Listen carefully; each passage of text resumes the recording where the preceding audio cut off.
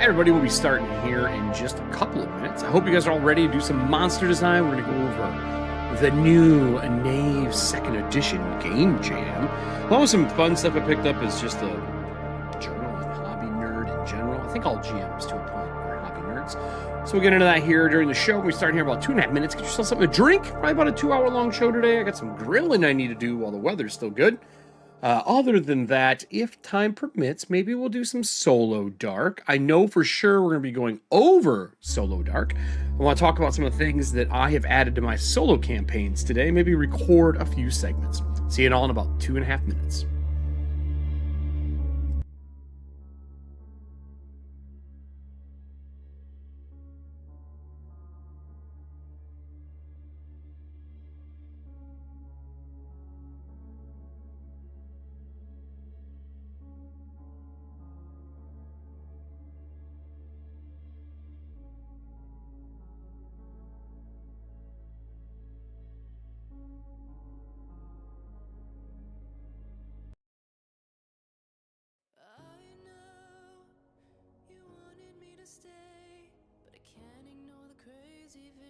Of me in LA, and I heard that there's a special place where boys and girls can all be queens every single day. I'm having wicked dreams of leaving Tennessee. Here's Santa Monica, I swear it's calling me. Won't make my mama proud, it's gonna cause a scene. She sees her baby girl, I know she's gonna scream. You're a big party girl, and you dance at the club. Oh, mama, I'm just having fun on the stage in my heels. It's where I belong, down at the big party club. I'm gonna keep on dancing at the big party club. I'm gonna keep on dancing down in West Hollywood. I'm gonna keep on dancing at the big party club. Big party club. I'm love, and jaws are on the floor. Lovers in the bathroom and a line outside the door. Black lights and a mirror disco ball. Every night's another reason why I left it all. I think my wicked dreams a year from Tennessee. Oh, Santa Monica, you've been too good to me. Won't make my mama proud, it's gonna cause a scene. She sees her baby girl, I know she's gonna scream. God, what have you done? You're a big party girl, and you dance at the club. Oh, mama, I'm just having fun on the stage in my heels. It's where I belong, down at the big party club.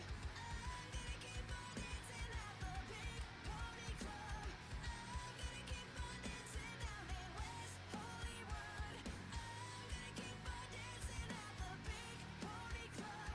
Big party club.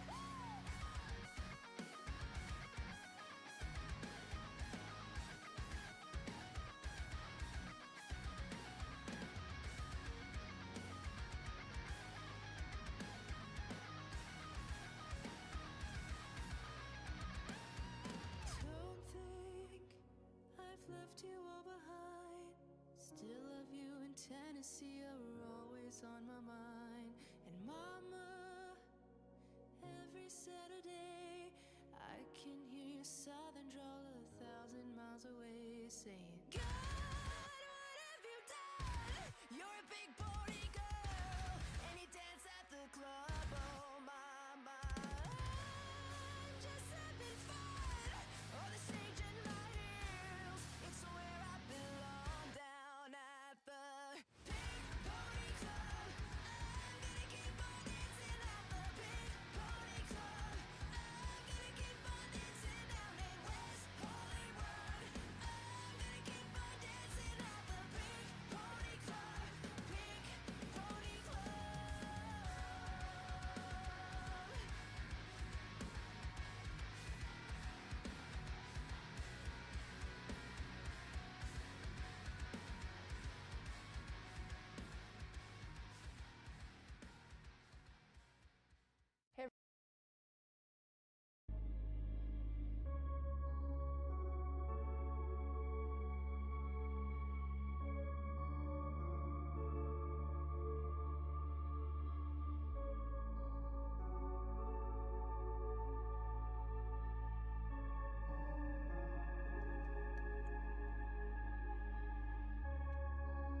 everybody, how are we doing today? Oh, this is a little bright as I want it to be. Today we're going to be doing a bunch of different stuff. First off, I didn't stream yesterday because my voice was garbage, and it's barely back today, but in honor of the best day of the year, I have my glam rock on, I have my lovely Camp Crystal Lake Killers, and my little Slayer pin. Look, I've been a Friday the 13th fan for as long as I can remember. It's probably my favorite slasher franchise, even the bad ones. Jason X is amazing. If you've never seen it, it has a clip to death scene. If you have the DVD still, I remember back in the day watching that with my friend back home, Todd, actually, and we were clipping through and you could just watch all the death scenes. So, in honor of, I figured I would spice it up, wear the right stuff, get the blood background, and we're going to go into some stuff here. I want to talk about designing a few different things, mostly monsters today. I decided over the last week that I needed to redo my plan for the rest of this year for producing stuff. I'm going to finish the full moon adventure for Choice of Life. I've got about 3 pages added so far, doing a little bit more of the monster stacks, spreading out the hex crawl area like everybody had asked, adding a credits page, and then adding a little bit more in the gear section, something so you can craft the Moonblade instead of just having it be an option that hands out, and then a new random encounter table to fill out some of the travel section. But all the random encounter tables are story plot points, which makes me happy to kind of progress the story along by hours. I'm going to be running it at GameholeCon if you're going to be going in October. Along with that, I'm going to be running X-Crawl Classics. I'm making a horror-themed Smash TV event where the tiles in the table that have like your squares and whatnot, like, you know, your map grid, and there'll be an image on the ground from a horror movie, and that's going to play into the game. I think it's going to be you can step up what you're doing by one if you know the movie, which is pretty cool, kind of like solving the room. So super excited to do all that stuff. Other than that, what else came? I finally got my cloud mug from Scrimshaw today. For those who haven't seen him, he does these like gel weird, and it's like by the river or by a lake, sorry, castle and shit. It's kind of my fantasy mug. I have iced coffee in it now, but I think this is gonna be a beer stein is what this is gonna turn into. So I hope everybody else is doing good out there, doing well. Heavy design show today. I think to me today I'm in a design mood. We may touch a little bit on Solodark. I don't think we're going to play today. I was going to play. Maybe we'll do that tomorrow. I think instead I'm going to touch on some Solodark rules when I'm running monsters and playing by yourself, because I'm prepping a Solodark video for YouTube, like how to run Solodark. There's some really good sources out there. I want to kind of list all those for people who don't know, and then the things I invest into it. Also, I journal my Solodarks. I could sit and talk to myself, but on camera, obviously when I'm running it for you guys, I will act it out and run the role. But when I'm playing by myself, I take notes. I did Home. I've done one episode of it. I would like to do another one this week. And that's a Solodark Mech Kaiju game. And I Solodark writing it, like, I keep saying Solodark, solo RPGs and writing it. There's something about writing it that really helps set me mentally while I'm doing it. So all the cool stuff I got. We're just going to show and tell here while we're getting some people in, because I know some people said they're going to be a little late. I like planners and journals. For those who don't know, I picked up a Midori Blackwing crossover. Big fan of Midori stuff. Multiple journals in here. I use these all the time. And then I also picked up, I'll open this back up in a minute. I picked up my yearly calendar. Usually I just get a blank planner. And I like Hobonichi's blank planners. I like the weekly ones that have the months in the front. But if you don't know me, I'm a big Spy X Family fan. And it's an endearing anime. And I don't usually like endearing anime, but there's something about this one I like. And they put out a Hobonichi version. It's got the dog on the back. Picked up the little sticker pack for it. I'll use those for other things. It's got the name tag stickers that go in it. Just nerd stuff, right? Nerd stuff. But the company sent me like a pocket sticker, and this is actually what I wanted to show off. So I use a journal. I handwrite almost all my notes for tabletop RPGs. Only do I go to digital if I'm traveling or I'm like at a bar or something writing notes. or I'm in final like formatting, or I'm presenting it to you guys. But the company sent me a sticker that goes in the back of your journal. It turns into a pocket sticker. I want a bunch of these, but I want them index card size. So I'm gonna look around, and I like this one because it's that really thick, like heavy material. It's not thin, and it's crystal clear. Like I don't know if you noticed that, but there's a cover on here, right? And this cover has a page marker. Okay, so like, you know, wherever you put it in, here's a page marker. It has 2 ribbons in it, but it also has a fold out for pens, and then an area to put stuff in the back.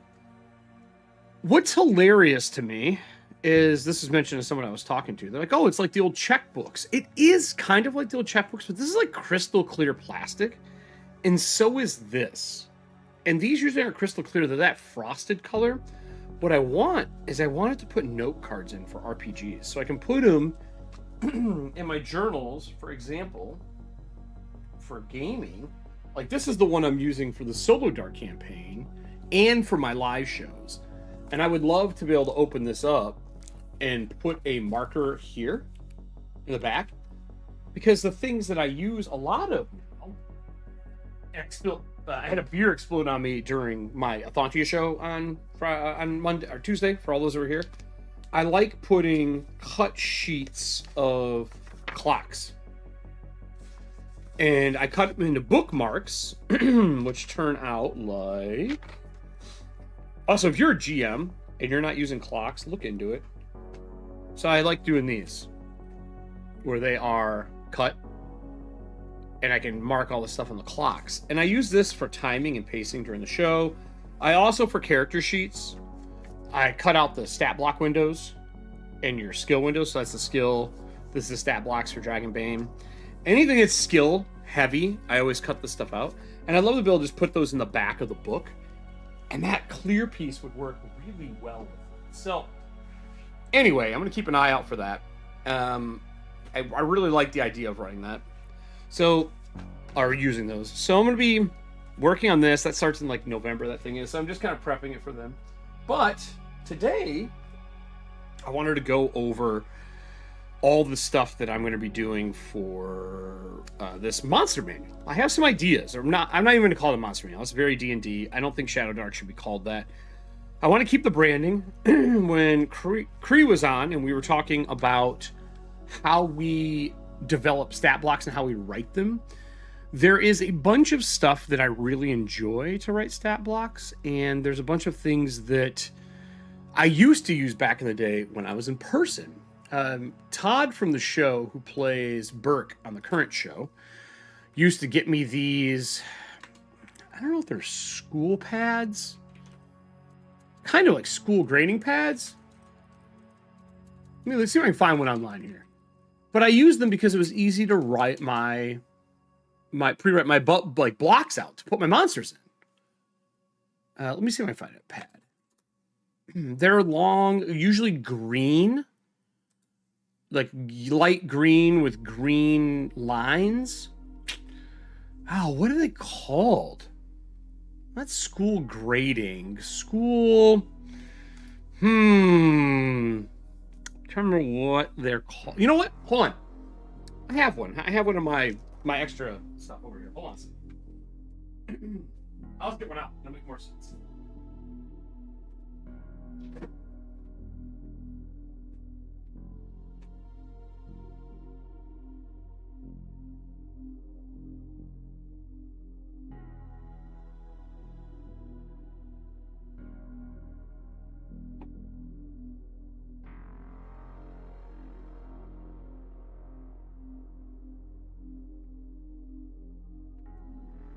All right.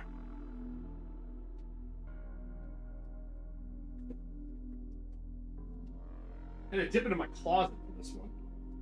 I don't really go in my closet because like all my products I've already reviewed and games that I'm not using currently get cycled into the storage closet. But these, you guys have all seen these in Teacher's Desk before. They're like the grading column stuff, right?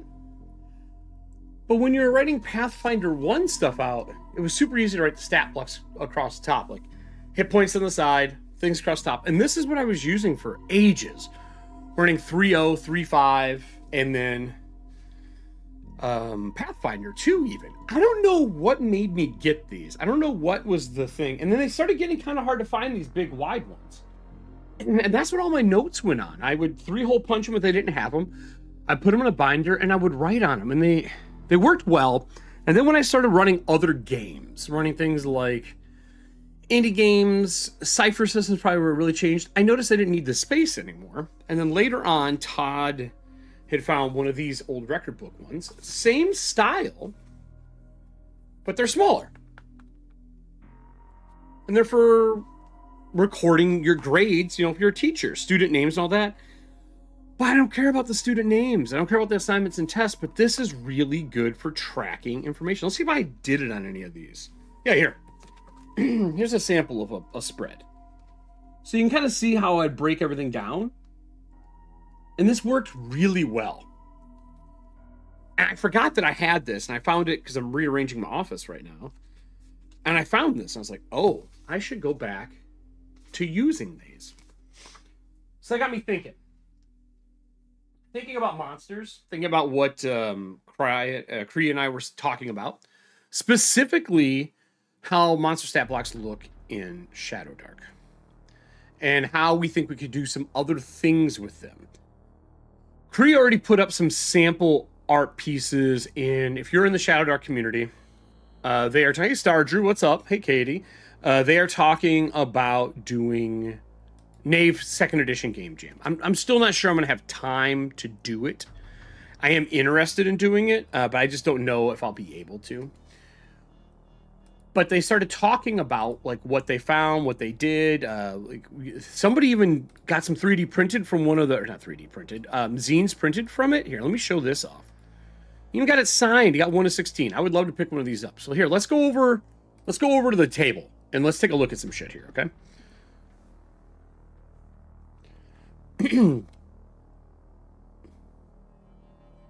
Turn this all the way down. And then let me change the music so it's coming through here for you. And turn it down. How's that music? Is that too loud? Shouldn't be too bad, right?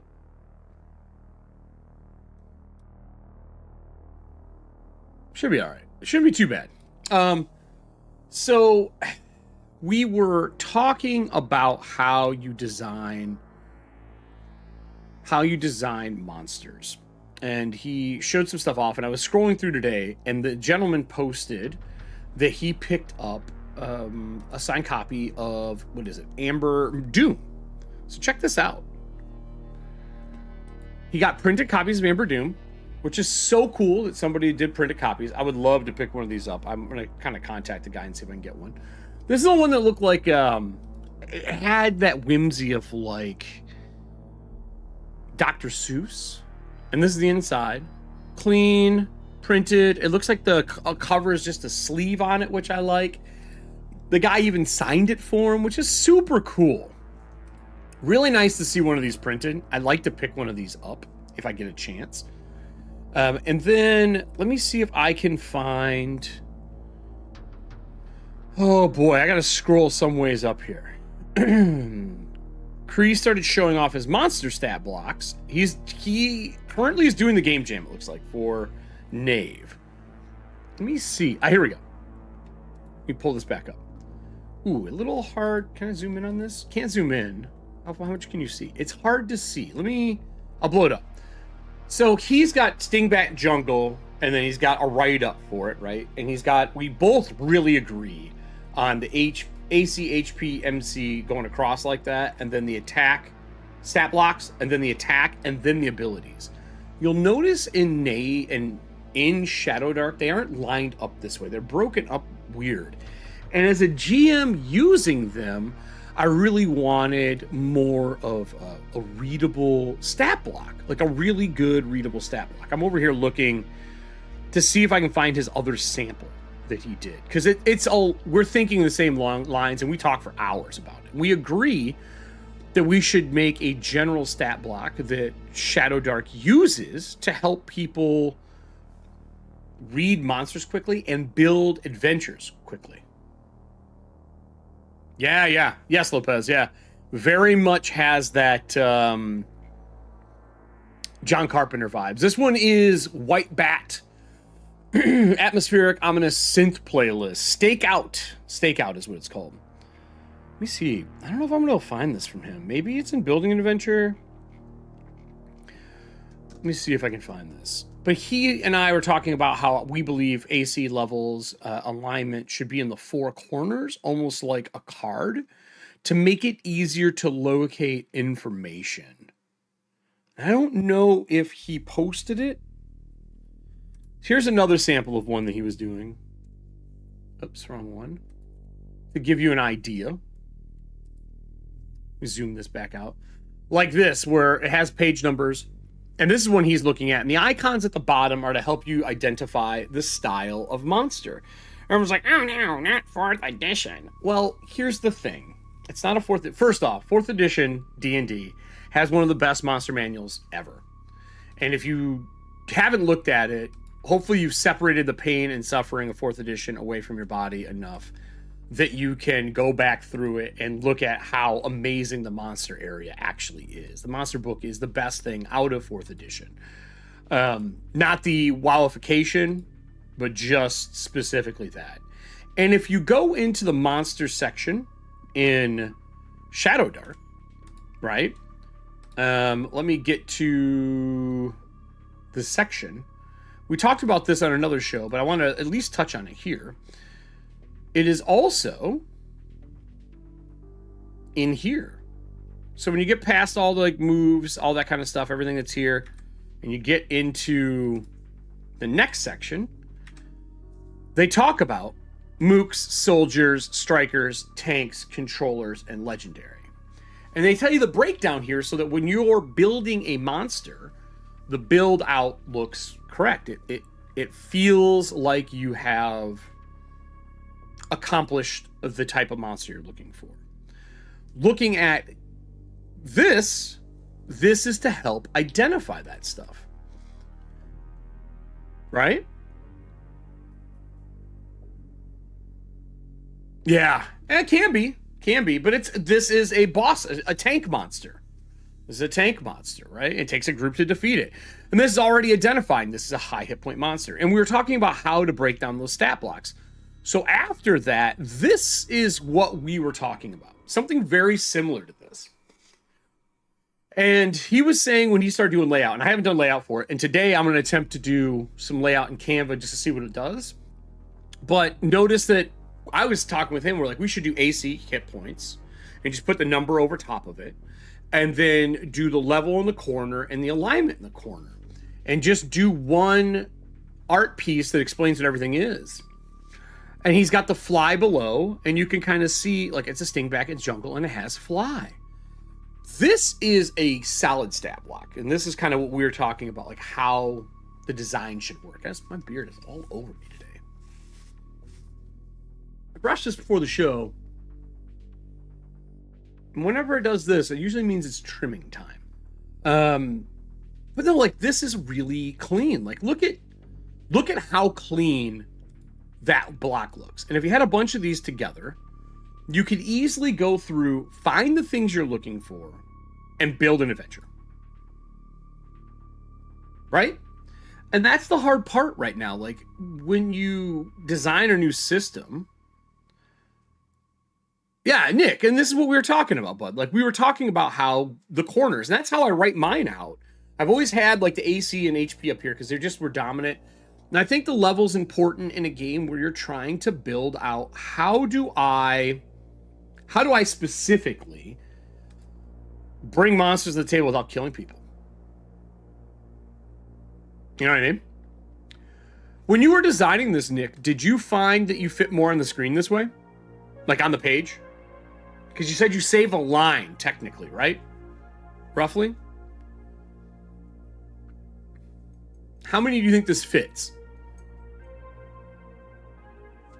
Because I know you've done some layout stuff with this stat block already. Because I've hit let's go back to here. Let's look at what we get on a page. So an aboleth is a pretty big creature. We got let's get an artless one.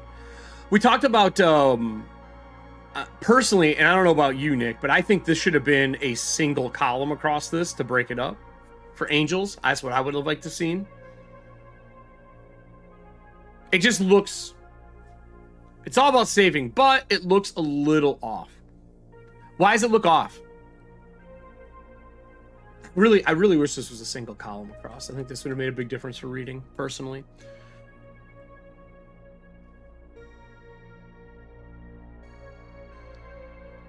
When I was testing it, the name was larger than the numbers in the corner, and it looked off. I was doing a static block line across. I'll show you what just in typing what it looks like. Not doing special layout. I want a full page. Okay, so here we go. We got a Brain Eater, which is a pretty big monster stat block with some big power. This is like an above average one. And then 3 to a page. And to me, let me put on my highlighter here. Okay. Right next to the black pudding on the left and right, here and here, you could have had that information that we're talking about. And then down below, you can fit the other two. So I think really it works pretty well. I also would ditch some of this spacing in between. And it looks like in yours, you did ditch a lot of that spacing. I do like the fly. You know what I mean? I do like the fly ability. I like that being labeled. I've been tinkering with that as well. So the reason I'm talking about this is I want to do something different. I really want to I like MCDMs, which I know that's what Nick was talking about. I like MCDM's monster book. I think they did a really good job with it. I think it elaborates on how to build encounters in an organic way that makes sense. It also gives you more options for regular use creatures, which I think is missing in a lot of games, to be honest. Like you don't get that on everything. You don't get all of the different monster types. Him and I were thinking along the same line. We're both doing sting bats. That's just part of mine. But what I remember, and I'm going to see if all of you remember. I'm going to keep this one. I like that block a lot because that's kind of what I was thinking as well. And then I want to actually, I'm going to copy this image. We're going to close this. And I wanted to show you some other stuff. These mugs from Scrimshaw, anybody? And Turkey Merc's teacups, which I'm not buying one of these, but they're fucking great looking. Look at these things. Look at them. They're so sexy. Anyway, I don't think he drinks tea. But let me pull up Canva, and then let me pull up Mem. And then at the top of this stat block, I want to talk about... I place it in here. Cool. All right. Perfect. So I have been thinking about how I want to design monsters. Monsters are my favorite thing. I did an entire season of Warpaint, which is my super sci-fi kaiju setting. And the kaiju in that, we made random tables and we would roll on them to make new, what I called transmongers for the week. They were humans that could grow in the kaiju. It was this combination of Rita Repulsa monsters meet Attack on Titan with some hard sci-fi feels to it. I really wanted some like strong sci-fi feels. It's like, because in 3077, and you are playing in like coast to coast, for the people, by the people kaiju. And I loved making those monsters, and I love the randomness of it. And this ties into the new Knave. Knave and Shadowdark have made really good random monster generators in their books. I think Knave even kind of leveled it up more. Knave is just Knave is an amazing tool book for GMs to have in their arsenal. And I feel like I feel like it is used more as a GM's help book than it is anything else. But they're doing a game jam on it because people don't realize that it also has a game system in it. Oops, I just messed my stool up. It has a game jam in it. Or not game jam, a game system in it. And I want that game system, you know, to be its thing if I go do the design, but I'm so in Shadowdark and Dragonbane headspace right now for design. I don't know if I want to jump in the Knave and do the game jam. With that said, let's take a look at this, and then we're going to take a look at how we were doing monsters for Warpaint. And we're going to take a look at monsters in Shadowdark and in Knave and how you can generate them. And we're going to talk about what I want to do for monsters, and we're going to record that section. The Knave Game Jam, if we go back over to our table here, the Knave Game Jam has 359 people who have joined. 0 entries so far. There was one, but I think it was a garbage, like bot one. Got 21 days to do this. People are taking their time. It's not due to the 5th. I have a couple of suspicions. I think 359 is a lot of people entering for Knave. I love how Ben wrote this out. It's very specific on the judging criteria and what's going on and how they want to do it. Judging is writing, usability, and fun. It's not layout and art. But it's based on being creative in writing. And Knave has a really good creative kit and a good license for it. He talks about it being 16A5 or 8A4 and really kind of diving into the layout of this. He even made a prompt generator, which is what I wanted to pull up here. He made a crazy game jam prompt generator where you can just randomize a prompt to help you write your adventure. This is awesome. I don't know who used this or what's going on, but like I would probably roll a D20 and just click it until I get it and then go with it, right? This is cool. This isn't required. This is just cool. So I'm interested in this. I just don't know if I'm gonna have time. I really don't. I want to, though. I signed up for it because I'm like, oh, I want to do this. I want to do this. I signed up this afternoon. But I don't know if I'm going to be able to. There's a couple community entries, but not a ton. This person here, stop crying. Stop crying. Don't do this to people. Not everyone has time to make art or the skill to make art or the money to make art for a free game jam. You know what I mean? It's free, people. Don't whine about this. Like, please. Just don't. Or you know what? Why don't you go provide free art for them? That's all I wanted to say about that. I think it's bullshit. Or give them, you know what? Before I say anything more, did this person give people a bunch of really good free art you can go use? No? No samples. So can you please, if you're going to be mad about this, can you give these people free resources?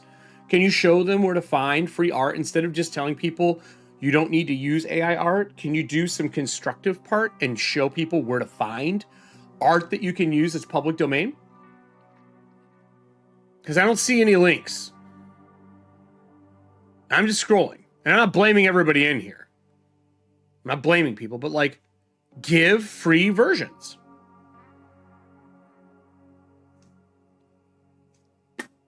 But of course, the people who are upset are going to be the loudest about this.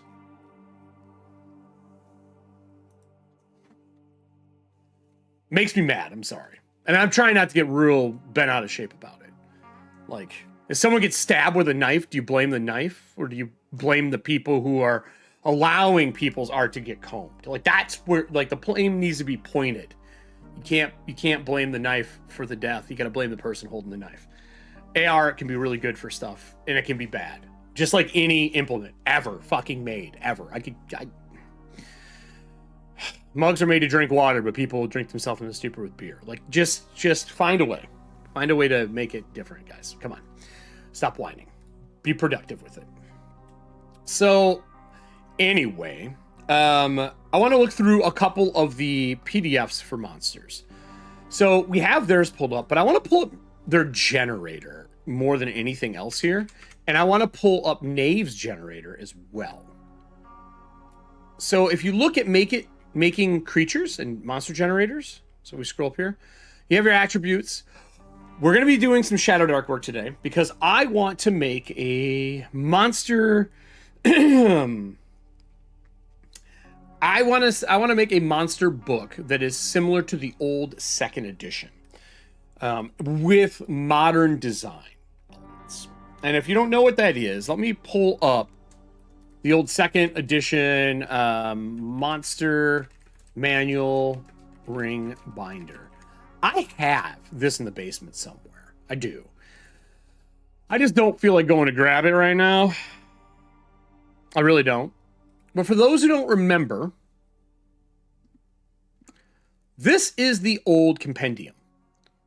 And it was an old 3-ring binder. Yeah, whatever, I accept all. It was a 3-ring binder with sheets you would buy. And as new campaign settings came out, you would buy those sheets and you would add them back into your folder. And you keep growing your monster compendium. It came with art and sheets and things like this. And I loved this. I still have it. I've added to it over the years. As I made new monsters for games I was running, I had 3-hole punch them. I had the stickers that went on them. And I would add them to this. And the reason I like it, there's 2 major reasons. 1, I could print my own. Not 3. 1, I could print my own. 2, if I was going to go run something at the store, I could just bring the monsters that I needed, right? Because they're alphabetical. And 3, as new settings came out, I could buy that monster pack and add it. Now, we fast forward to today. My thoughts on this are, 1, you could print them at home. Printers are a lot better than they used to be. This is an eco tank, so it's got color. I could print full color if I wanted, right?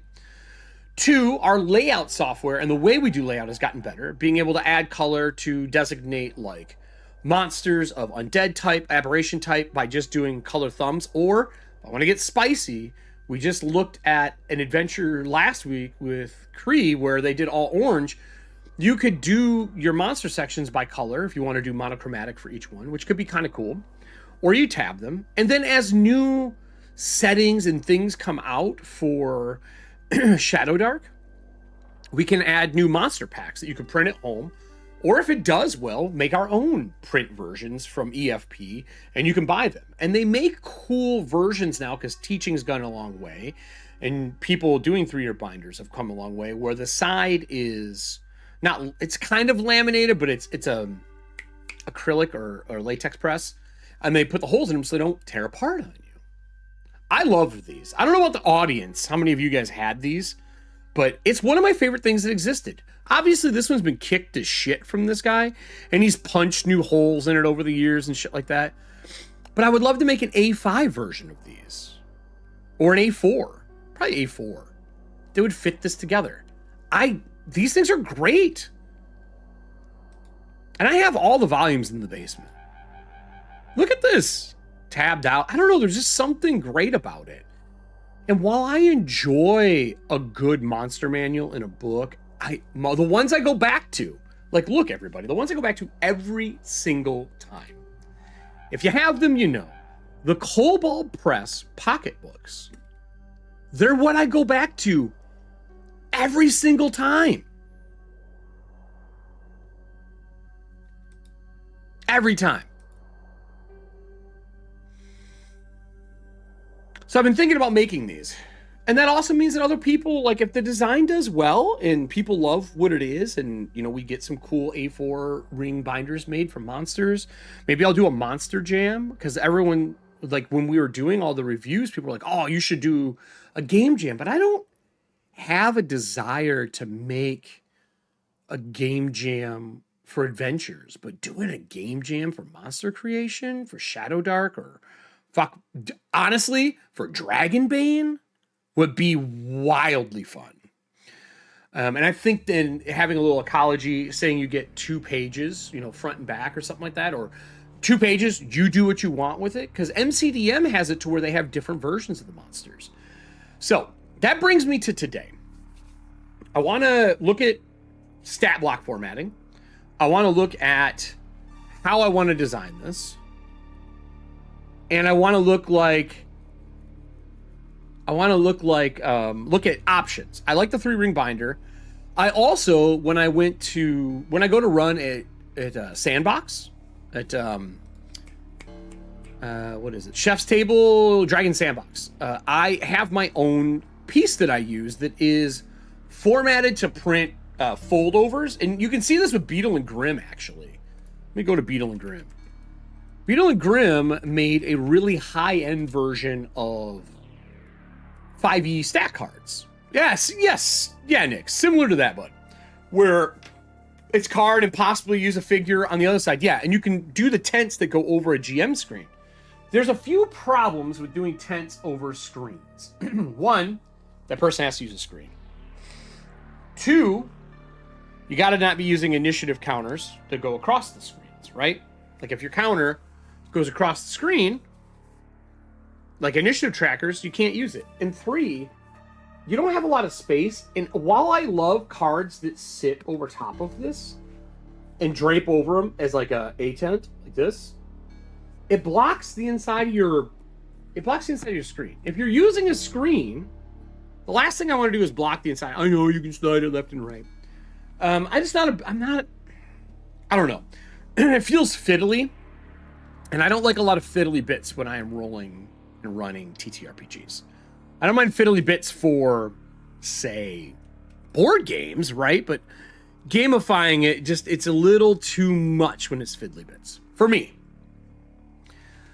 So with that said, I will show you the monster cards. I think they have them on their site. Let's take a look at it. I'm pretty sure they're over here. Let's look.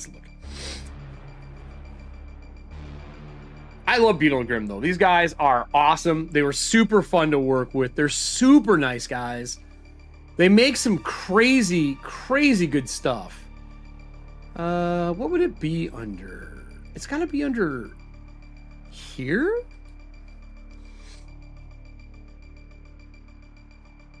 Quest the Staircase. Huh. Let's see them. They don't even have the folio on here. Maybe they were only printing them and selling them at cons. Let me see if we can find it here. Hold on. Let's see here. Select all. Beetle and Grimm. Monster card folio. Yeah, here we go. I think they did it. It looks like a Medusa face on it. I don't fucking see it. I wonder if D&D made them pull it. Huh. Well, anyway, it was an accordion file, one that has a bunch of the slots in it to put things in. I have one down here, and I use them in my regular filing system. And then their cards, which are these here, right? These. They fold over and go over top of it. Oh, yeah, so here's the encounters.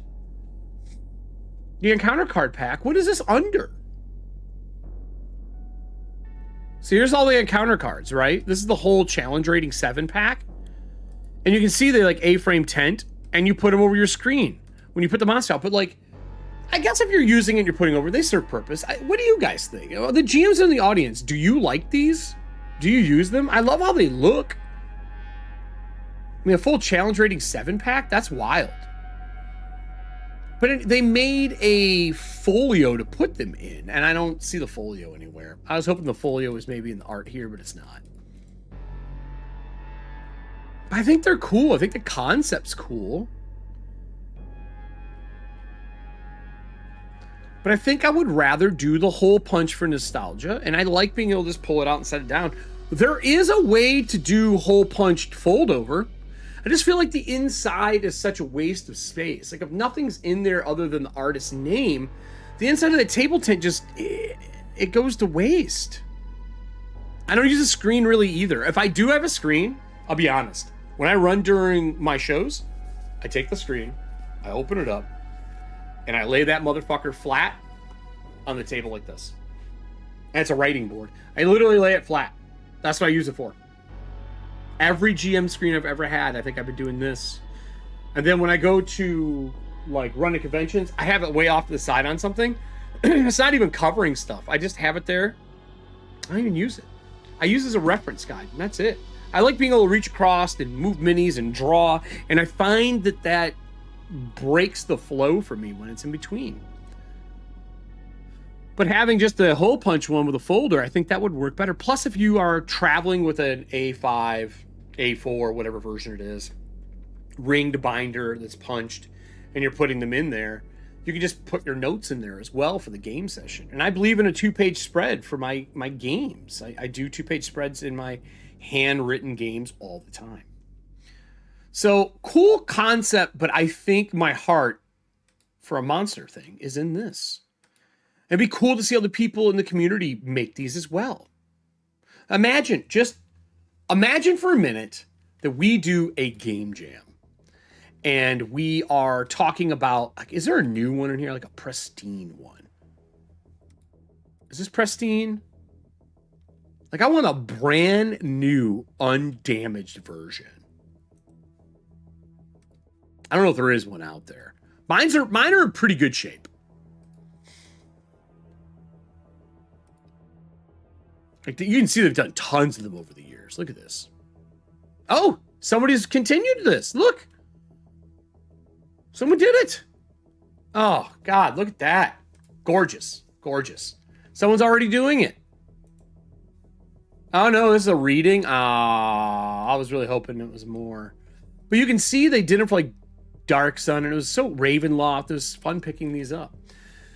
So with that said, I kind of think I want to do it and see if I can make it work and do this style of design. With that said, I already started, and it's funny because Korea and I were talking before the show. Not this one, but our last one. We're like, sting bats, and we were both like, we should make sting bats. And I already started doing a brain dump and making a bunch of different sting bats, and making different versions. And I was statting them out, and I was putting the level up top in the AL here and keeping the HP and AC here. But in layout, I'm thinking about putting them in the 4 corners or doing a sidebar, like a stat block bar right down the side here for each one. It would take a little bit in layout to do it, but it might look good. It might look good. The problem you're going to run into is when things are too small of a stat block. And there are, technically, if you go into this here, there are monsters that have really small stat blocks. And I don't know if you could fit Strength through Charisma down the side of a stat block and bump this in, because you'd lose about this, like A to R is probably what you would lose roughly. I should ask if she did that. But like these small, like this one would be really kind of pushing it to put strength, dex, con, intelligence, wisdom, charisma. I got to get you to use Z for charisma. I'm not opposed to that, to be honest with you. I love the idea of re-abbreviating it. I know some people are going to get fucking upset about it, but I don't disagree with you.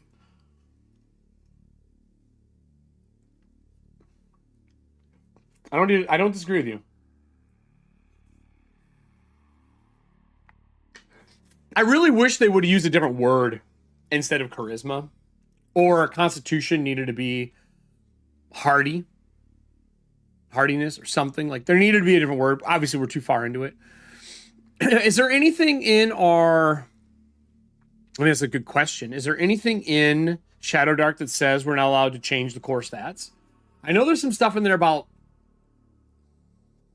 what we can use and what we can't, but I don't know if they said anything about changing core stats or core mechanics. Thanks to Riz. What's Riz? Fortitude, that's a save in too many games. Can't do that. I would never use fortitude. Also, too long. I think it's too long of a word. Intelligence is already long. What Riz? Who's Riz? Like Riz the rapper? Riz the who? Riz the who? I don't know what you're talking about. What Riz is. Everyone gets it immediately thanks to Riz. Is that someone in our chat? I've been very confused.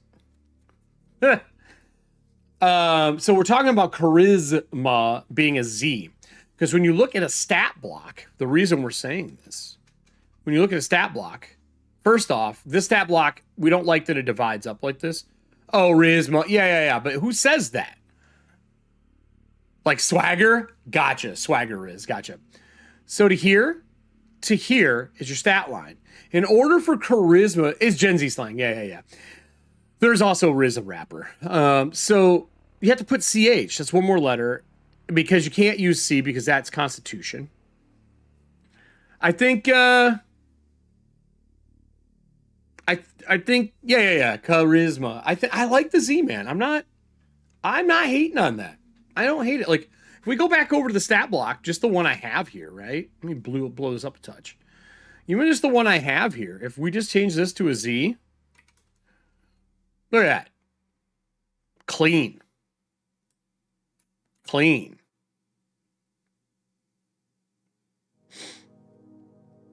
I'm not opposed. Here you go, bud.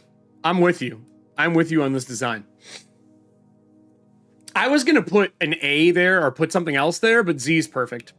And I like the letter Z anyway. It's one of my favorite. X and Z are two of my favorite things to design around. So I started building these out. Spectral's the next one. And I did some boss monsters. You know, I'm building out a boss monster here and going through here.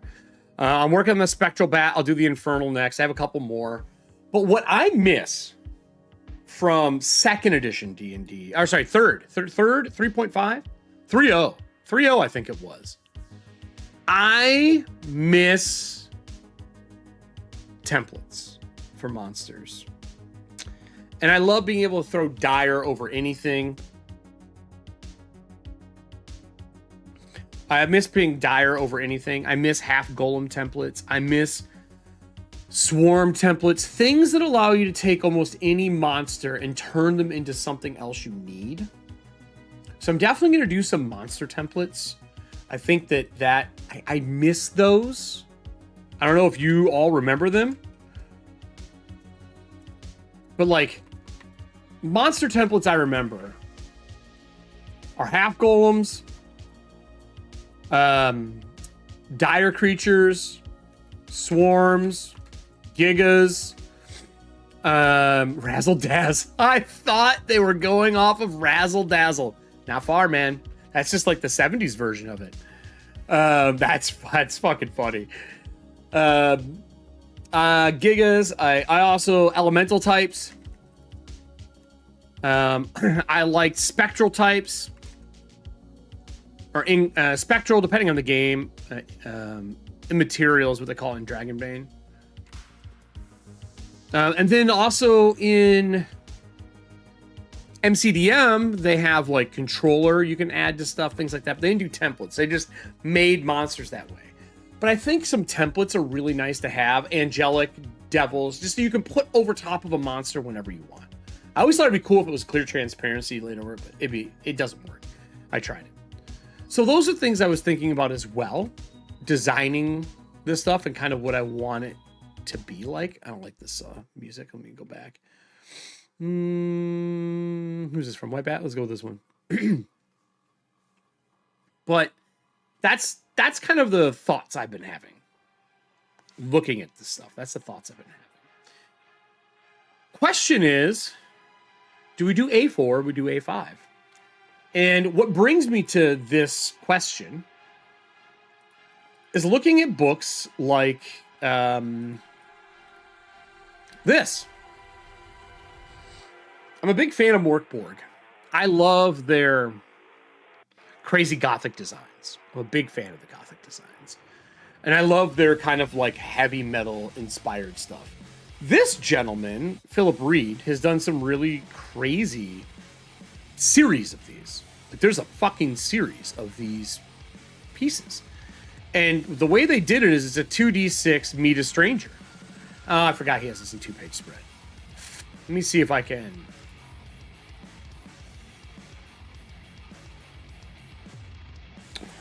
It's only 2-page spread. And that makes me so mad. Makes me so mad. Anyway, let me fucking zoom out. Where at the top, the 2d6, this is what you roll. This is their reaction. Very wordy. They're definitely more to set up. Like, they're like a story on a page. Very wordy, especially when, like if you look at it, like, this here is your stats. Right? There's not a lot to it. But I love that you roll these, and he's done different versions. It's like in a city, in a town, and they're just weird denizens of areas. Great art, fucked up, fucking great stories that you can use. And there's something about how these work where you're like, okay, this is wild. And I dig this. And I use this a lot for Corpse Talk, right? Like, I love these monsters for Corpse Talk. They give us something weird to play with. They give us something different. And he has a bunch of goons. And harmless wanderer tables. They all have story to them, like a little write-up. Then they have lost places in the city. And then places you can find in that lost city, right? And then the back page. I dig this. I think this is really good. And then a knave for monsters, since we're talking about monsters, they have a really cool monster generator. And this is all highlighted. I've reviewed Knave before. If you haven't seen it, it'll probably be down in the description below, so you can see the Knave stuff that I've already looked over. I'm a big fan of this book, and it is a small book, for those who don't know. I think this year, this might be one of my favorite books to drop this year. Just because of the size, it's travel. It's great. I don't run it as a game, but I use it as a tool book. That's kind of where, like, I want to do the game jam, but I don't run it enough to say I know stuff about it. You know what I mean? So if you look at here, they break down armor class. It should be a monster's armor points equal to AC minus 11. That's kind of how it works. Monster's armor. And then hit points, the amount of damage a monster can take before death, can be found by multiplying the monster's level by 4 or rolling a number of d8s equal. Simple design. I love this. Levels.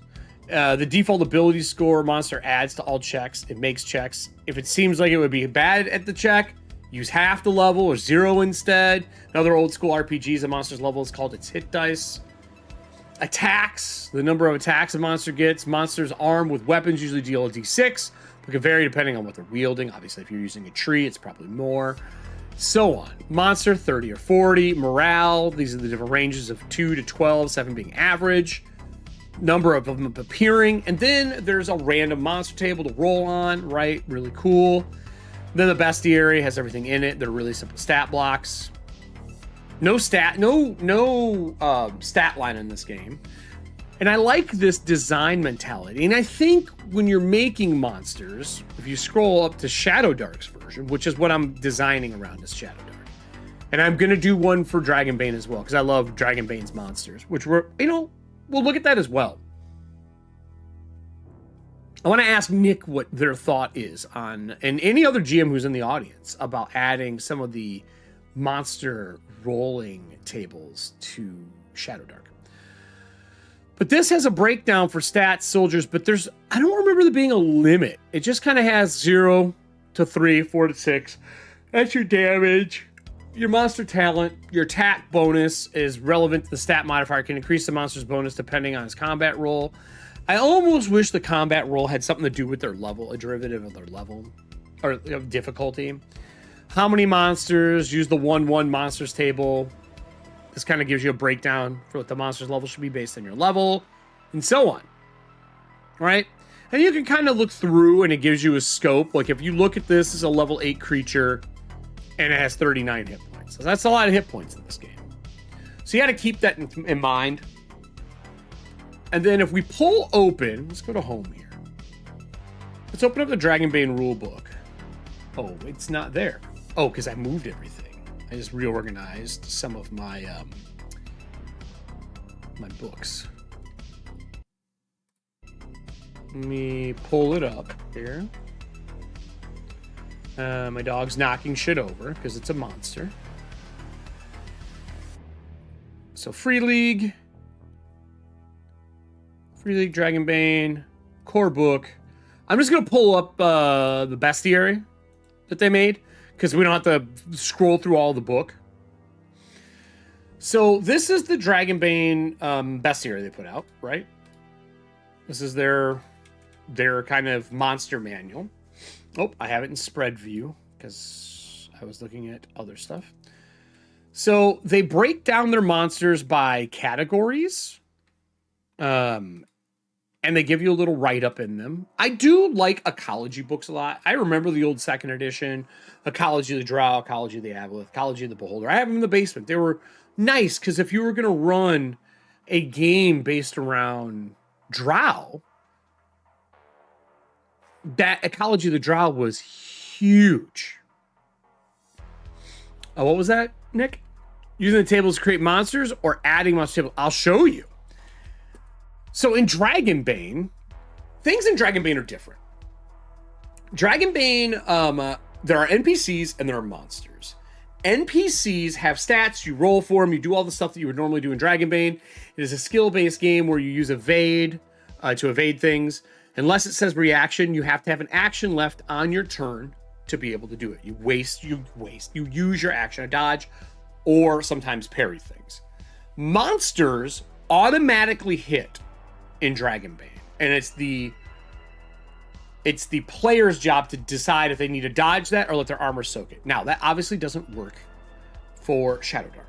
You're not dodging things, right? So you're going to need an attack roll with it. But to make monsters feel random in what they do, they have 6 attacks that this monster does for big, bossy monsters. And it lets you roll this random variety of cool shit that they do. So here, let's take a look at how that... Actually, I'm going to start recording here. I'm going to record this section. I think I have enough in my brain right now for monster design to go over what I want to build. to do an accompaniment of, as a GM, how I run monsters. I knew I was going to do this today. I just didn't know when. And something just clicked for me, and I think I'm ready to do that. Hold on here. Nick, I'll show you this really quick just so you can see it before I start recording. So you can see they have their NPCs. They have a scout and a warrior version, right? Hobgoblins. All these, right? Ogres. No tables yet, right? Orcs. These are all NPC monsters. But then... Rarekin, other monsters you can play as, centaurs, fairy, boom, you get to your first table.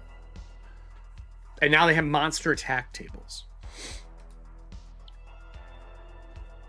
And you roll this D6, or have the players roll, and they interact by doing these different abilities. I love this.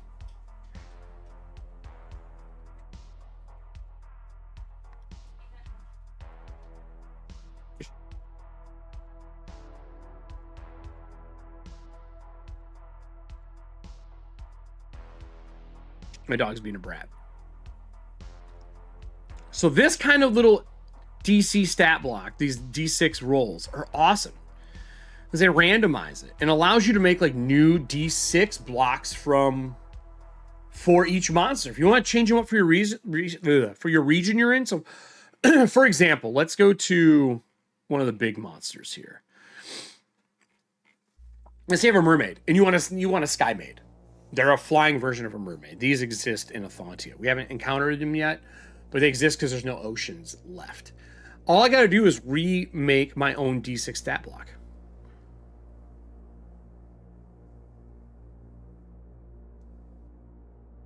Yeah, Variant abilities. Yeah, that's what I'm thinking. Variant abilities and that kind of thing.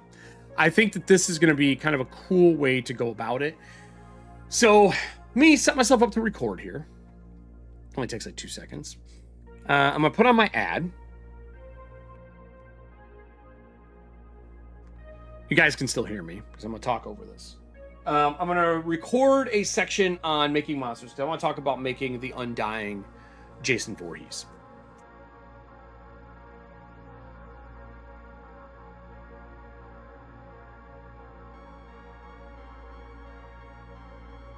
I have a mechanic for Jason that I think would be awesome. All right. I'm going to start recording. Recording's going now. So we're going to do the countdown like normal. And I'm going to put out Friday the 13th, how to make Jason and go over monsters. And this is a template you can add to anything to make them undying. It's very easy to do. All right. So I'm going to snap. So 3, 2, 1. Oh, I need music. Ooh. Hold on. Here we go. 3, 2, 1.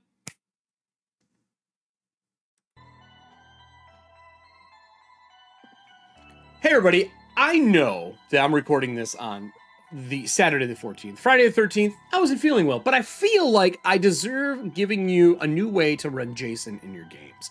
How am I going to do this? Well, I think there's a way to make a monster into an undying Voorhees in any game that you are running. We've seen it with zombies over the years. We've seen it with other things, but Jason Voorhees has a special place in my heart. If it's not obvious from this, a mug that I have, a mask on the wall, a COVID mask right here behind me, I like Jason.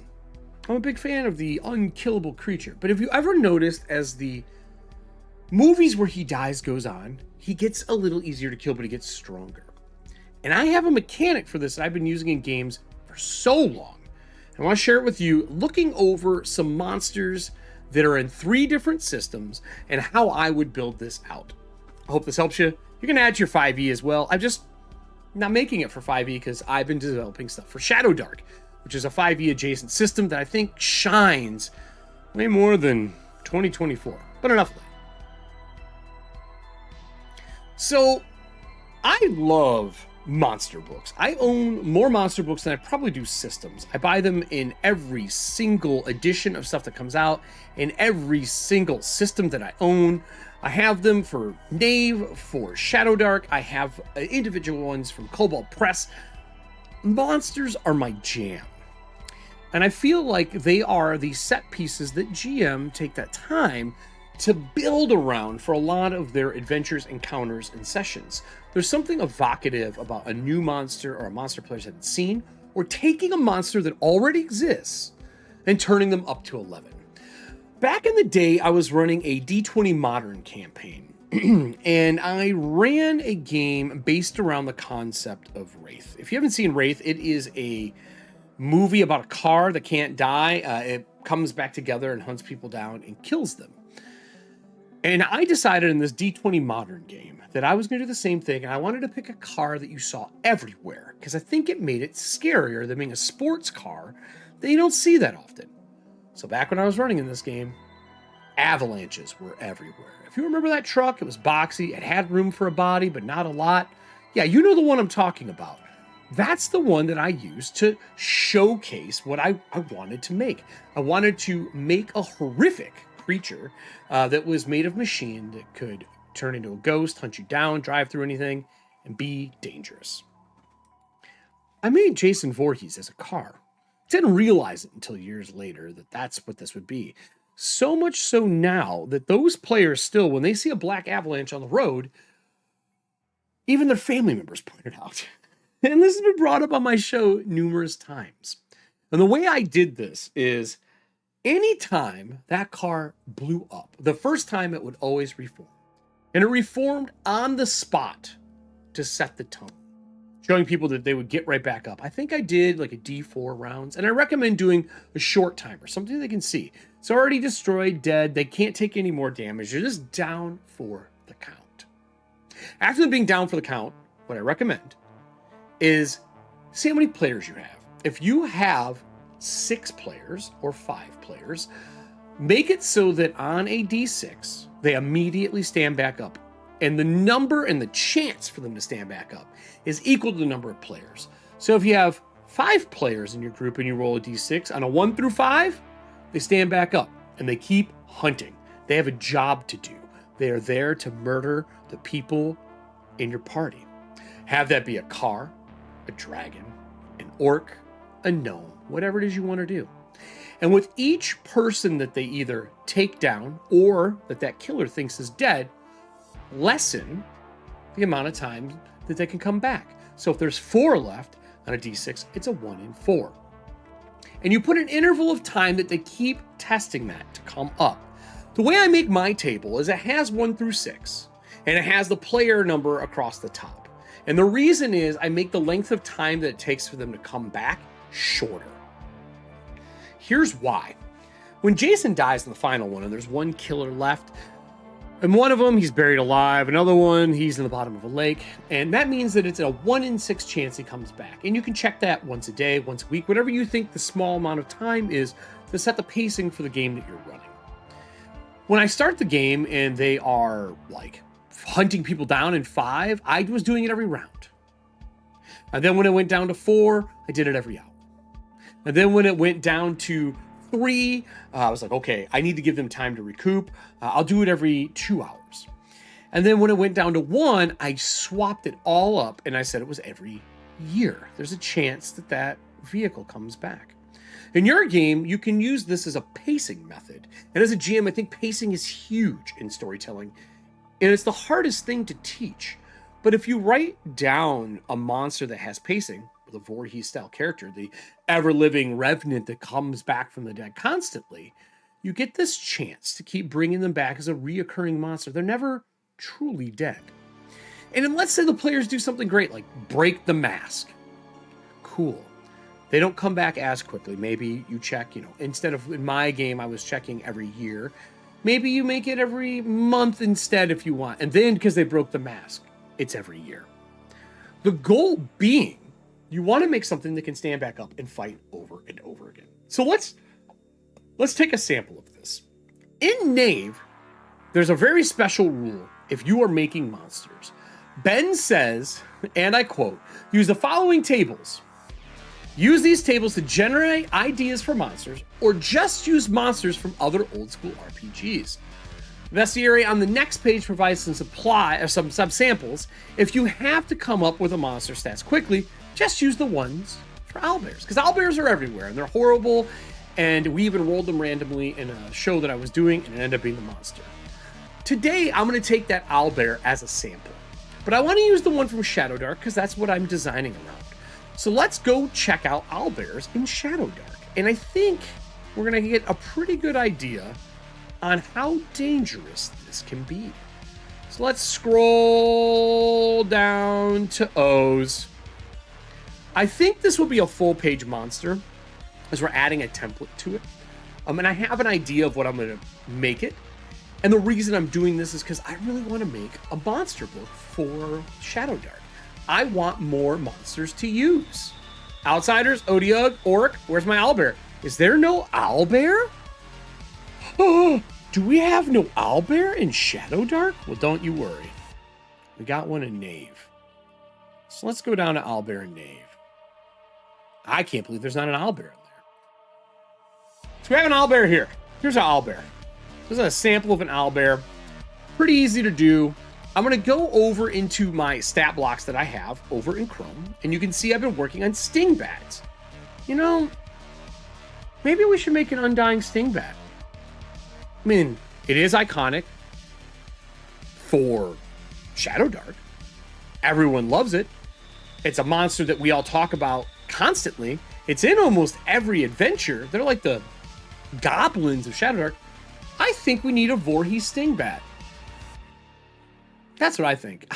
I think we need to make people so scared of a Stingbat that it keeps coming back. Well, let's look at Stingbat. How do we make a Stingbat that comes back, and what extra powers do we want to give him? Here's our Stingbat, everybody. A darting orange insect, right? Darting orange insect. That's bat with 4 wings and needle-like beak. It has 12 AC, 4 hit points. We're gonna have to fix that. Attack of 1, beak +2. It does a D4 plus blood drain. You'll notice a lot of times in Shadowdark, they have the ability at the attack area, so you know what it does.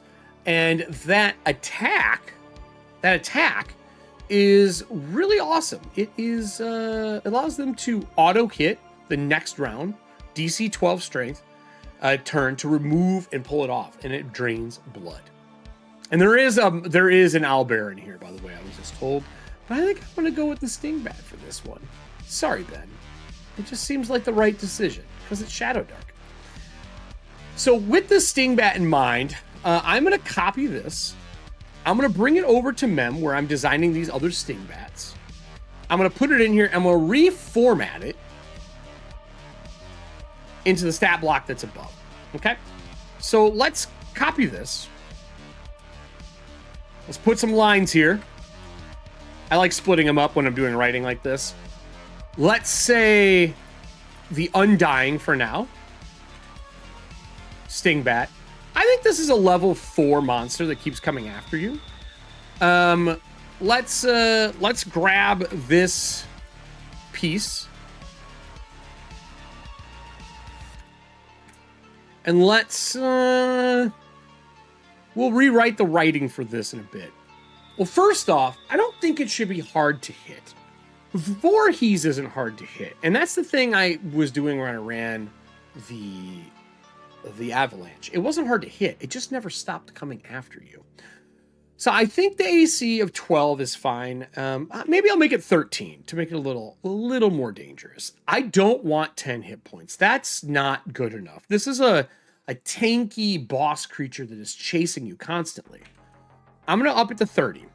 So what I'm going to do down here, I'm going to go like this. And I'm going to put, I'm just going to put Voorhees down here. Rules. We'll rename it to like Killer or something along those lines. But I want the Voorhees rules. And we're going to talk about what we change in here to make a Voorhees Killer function for your game. I think no matter what you do, it needs to have whatever game you're playing. It needs to have hit points for a tanky creature. Right? The thing I like to do is when it kills somebody, it gains attack bonus, advantage, or sometimes damage, depending on the type you want to do, until the next victim is killed. Killed, or really you could just put dying state. Because sometimes when they're just down, I'll put death state. I think most games at this point have a death state of some form where someone gets to save them. And the reason I like this is this idea of raising their attack or giving them an advantage in your game or raising their damage is really cool. And we looked at a really awesome Shadowdark game jam. If you remember, they had re-roll damage, basically advantage on damage.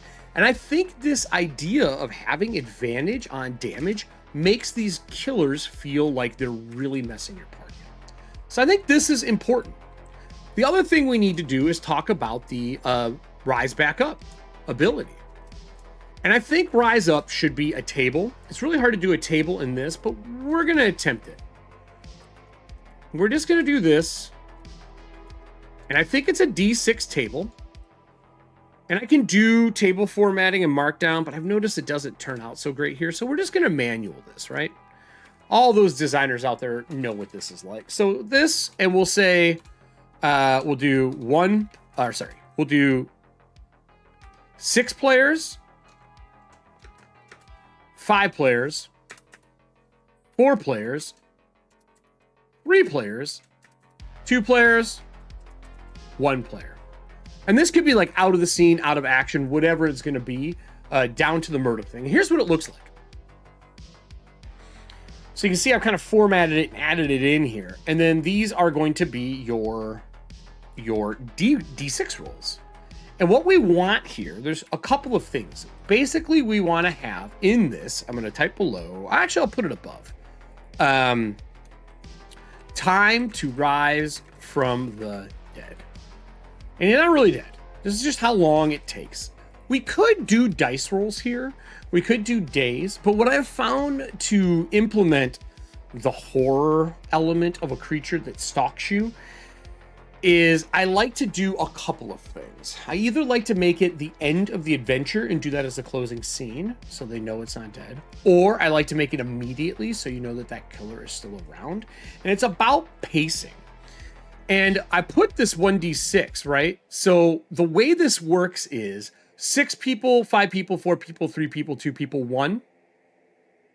And on a 1 through 5, he's going to come up. And I'm just going to put an R for rise.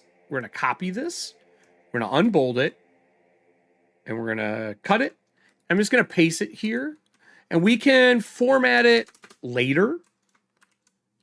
Ooh, I guess I can't unbold this. I'm going to have to unbold all these. And what I think is happening is he gets up no matter what at this one. And this is how it's kind of running the Avalanche. I had to go back and look for notes on this. Couldn't find him anywhere. And I think no matter what, he gets up. There's no reason that our Voorhees like monster doesn't get back up. A sting bat that gets back up to drain blood, super fun. On top of that one, we go into the next one. Same thing. I'm going to kind of, now that I got this, I'm going to unhighlight all this and unbold it all. And then we'll just bold these manually. On 5, he gets up on everything but a 6. Right? So we got it again. Everything but a 6. He's going to get up. And on a 6 in this table, wherever you want to put this, I usually put a post-it note on the creature in the book. That's how I usually keep track of this. Or if I have it written down, I put a post-it note in my journal. But on 6, instead, we put the time until you roll again. And because I want this dude to keep hunting and they're running, I think I will put 3 rounds. Like that. That's what I would do. Right? And that's when they come back. 4, you're going to see the same thing happen. Not a T. Not a T. An R. And we're going to go the same thing. 4, boom. And when you write this out, you can change these. I do feel that if you want it to happen more frequently, you only have 3 players, let's say, and you want it to get up more frequently, you could. But this is giving a chance for that creature to come back. And maybe in this one, it's not rounds. Maybe it's every 30 minutes. Okay? So 30 min is what I'll put here. You make a rolling game. If your game is something like Dragonbane, for example, and this is something that's really nice, and Free League and some other games out there, they use timing as pacing. In Free League, you get a stretch, which is 10 minutes. Then you get a shift, which is 6 hours. And you can kind of play between those. And you can, I think there's a 10-minute rest in there as well. So it's like round 10, 6 hours, or round 15, 6 hours. And other games have it too, where it's like 1 hour, 4 hours. For example, if you are doing 5e, you have the 4-hour rest and you have the 8-hour rest. You can also add an hour in there because there's a lot of things with 1-hour timers. So I think that doing something like that, you get this pacing down. I like 30 minutes for the next one because your players are probably going to be in pretty good shape, right? Then we go over to this and we're going to go R, and I like showing the work just so you can see it. And now we're at the 3 people, and this is where they think it's going to take an hour. And you have the choice. You could say 1 hour that you're going to test again, or you want to get spicy, you go back to rounds because he's angry. We'll do an hour for this. And we get down to R. Last ones here. When you're at 2 people left, 2 people, I kind of like this being the same. But if you want to be really spicy, this is where you think he's dead in his 1 round.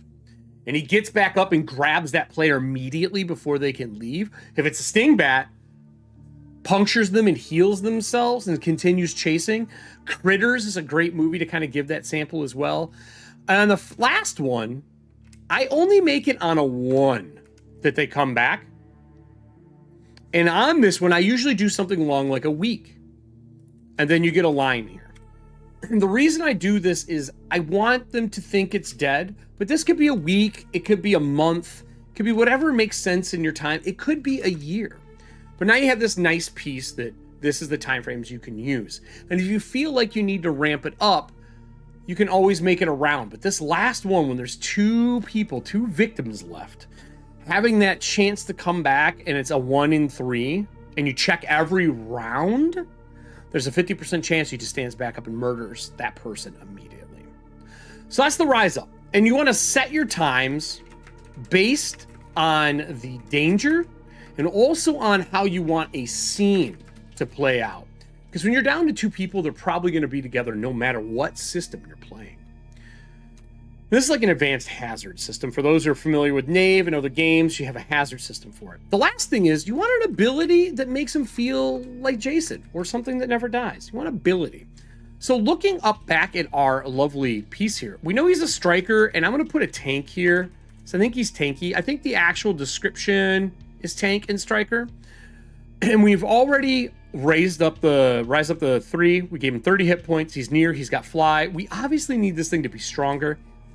I believe it should be either next to or max strength in a game. I'm going to use 3 because it's a bat. I'll leave his dexterity at 2. They're not the most dexterous thing, but Jason's caught hands before. He catches things all the time. He doesn't die immediately. Constitution should be high. They are undying. They're a high con point creature. I don't think they're the most intelligent. I'm just going to put 0. Stingbacks naturally are 3.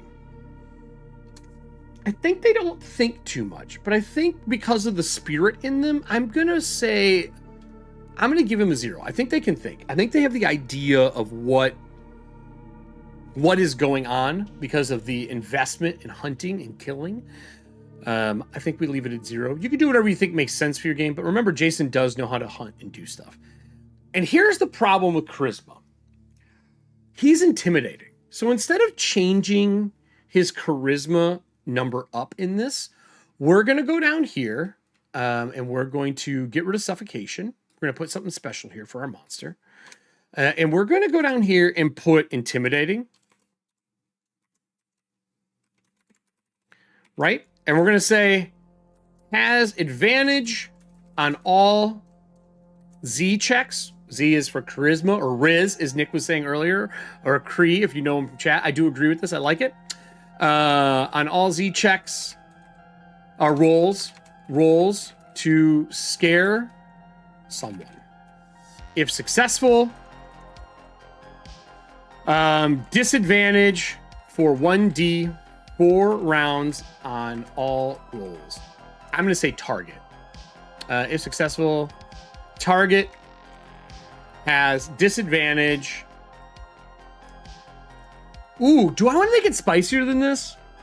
No. I don't want to say rolls until out of sight.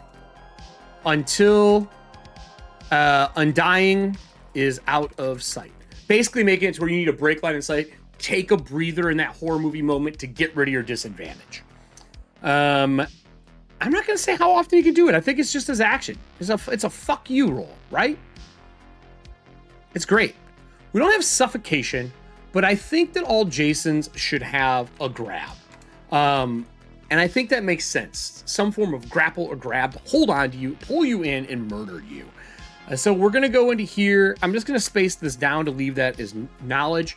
I'm going to say,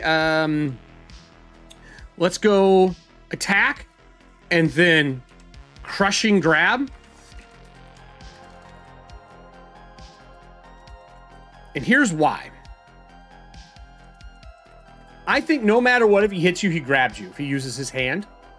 In this case, wings, feet, whatever your creature has. What do you want to say? On hit?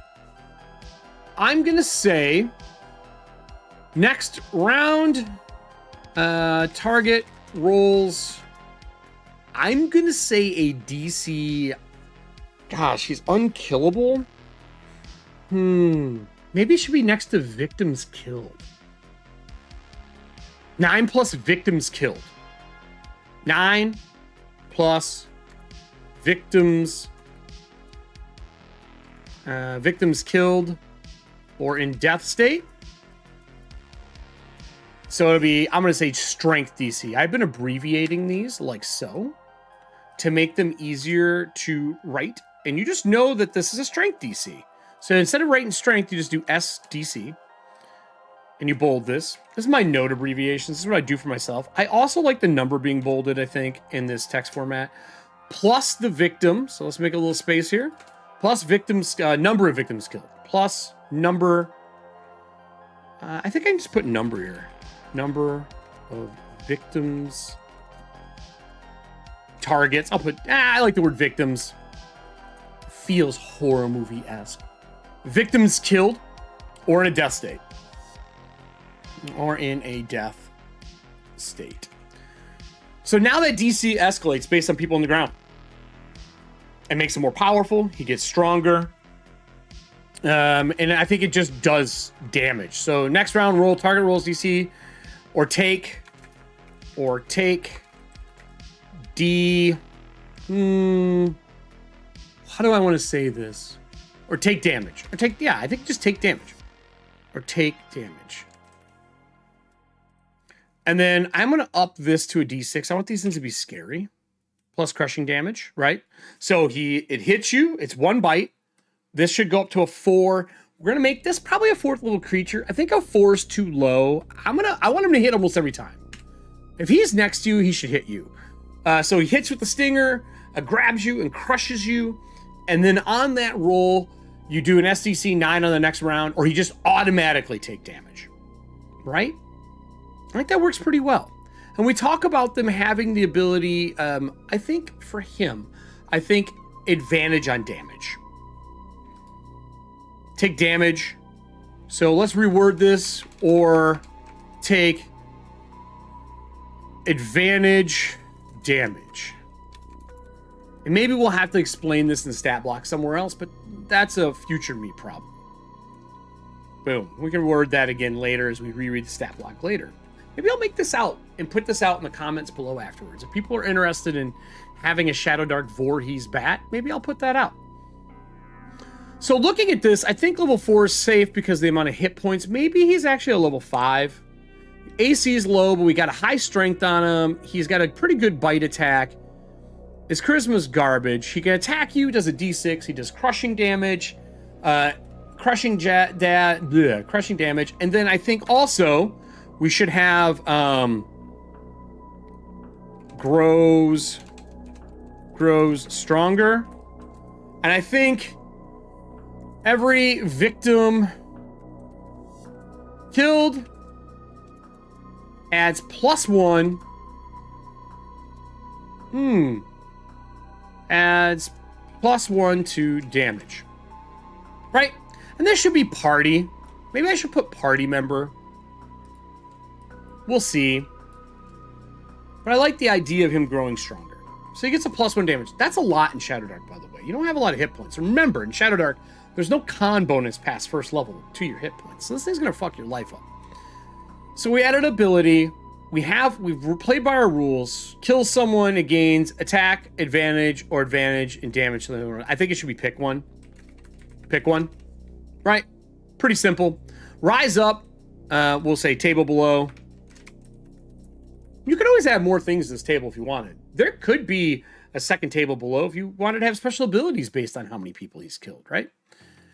And then we should have new ability to match creature.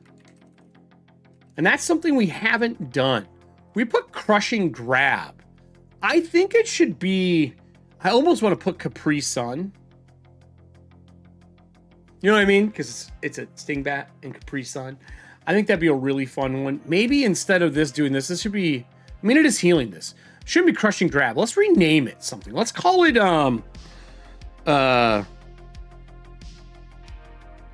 let's call it thirsty.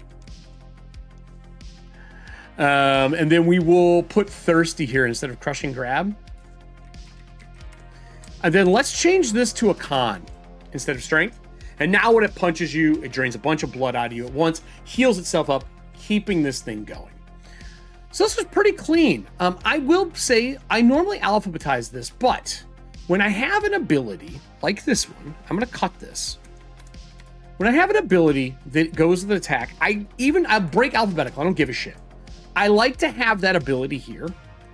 And a lot of times what I have been doing is bolding this, because you know it's part of this here, and I will even bold this. I just like that you can see it and it calls it out. And it's a formatting thing I do, especially when you're doing black and white. If you're using color, there's some other things you get away with. But I like how it works. It also causes a break. The other thing you can do if you have the space is make a break between. And then I usually alphabetize the rest. So technically speaking, grow stronger. I would break this down, move this here, and go here.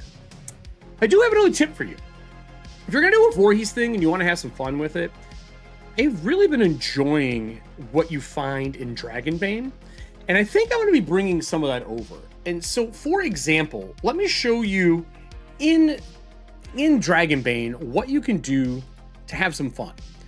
There are monster attack tables, and it's a D6 table, and you roll, and it changes up the attack.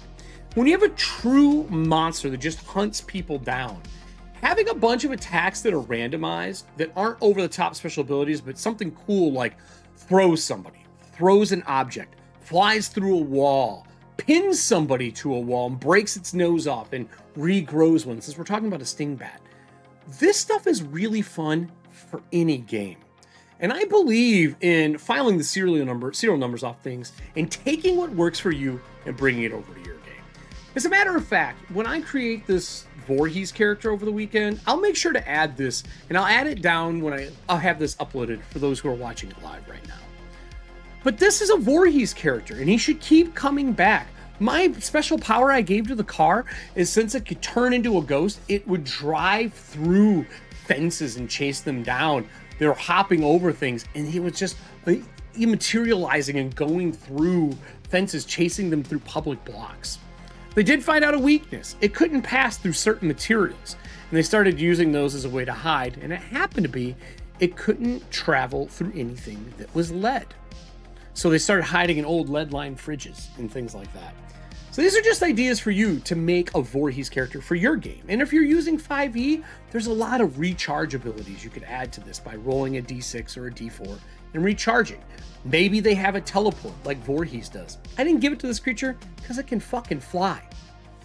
But you get the idea. Enjoy making yourself something for this lovely Friday the 13th, or the 14th if you're watching this the next day. If you're first time watching this, on each side there's going to be something to watch. I believe the video over here is probably going to be our Shadowdark, and then over here is going to be our subscribe. Click the bell. It means a lot to me. We're trying to get to 500 so we can start doing some fun things here on EFP.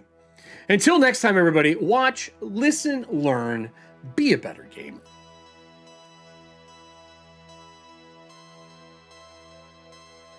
All right, everybody, if you are here after this one, I'm going to be on for a few more minutes. I'm going to stop the recording just so I have enough footage to play with.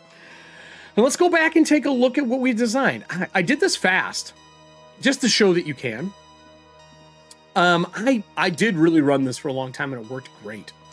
And I love these kind of tables that can be added to stuff. I think it's fun. I would probably rework this based on how many people I have.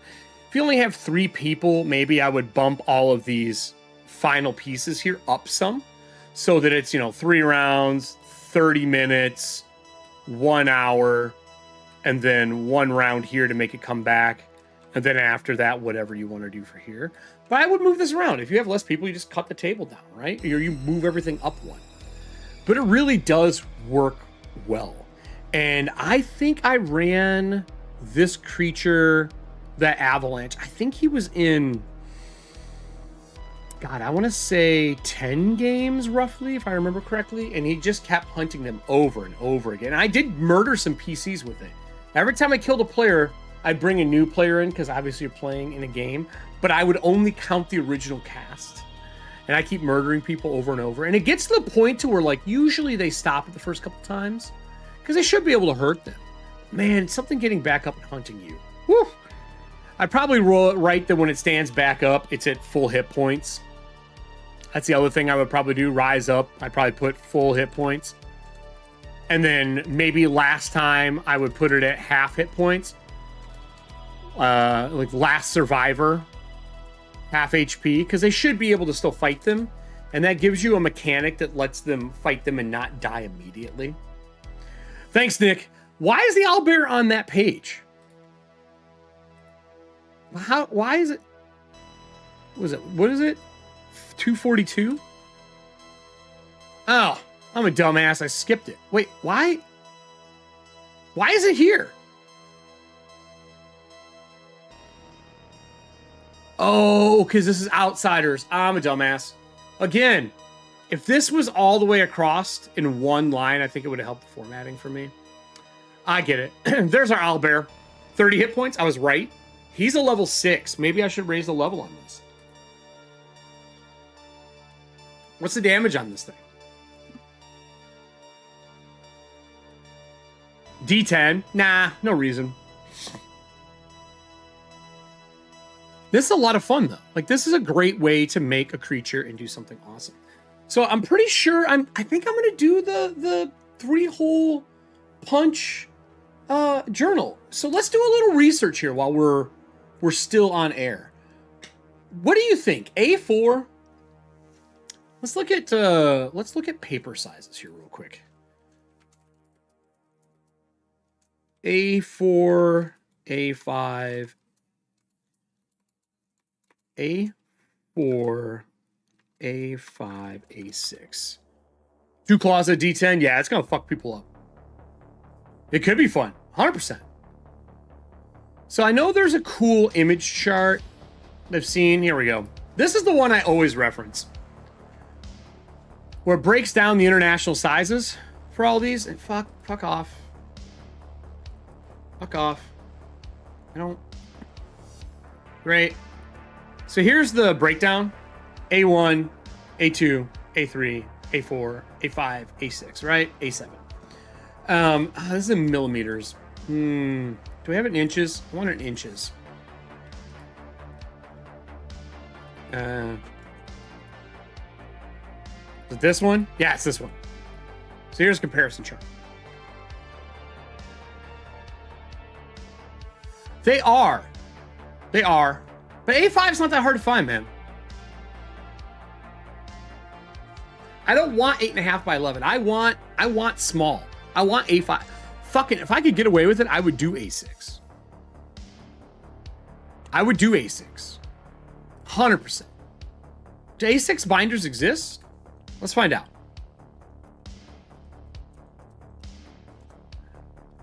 Let's find out. Like, Etsy has them. A6 ream binders, right? You just get a blank, motherfucker. Simple. Look at these. These are gorgeous. Super clean.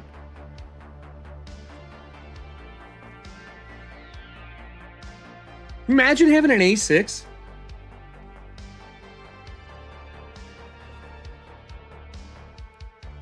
This would be cool. 18 bucks, 19 bucks. That's not bad.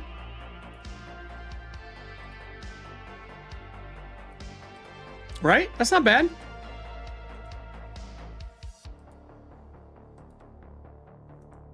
Let's look at A5s. Here's the real thing. A5 binders, Amazon. Let's be real for a second here. People are going to want A5 binders on Amazon. 39 bucks, A5. This is the one I always think of. I've seen this 1,000 times. You want a leather one? Planner. They're always the 3 rings so they don't get damaged as much.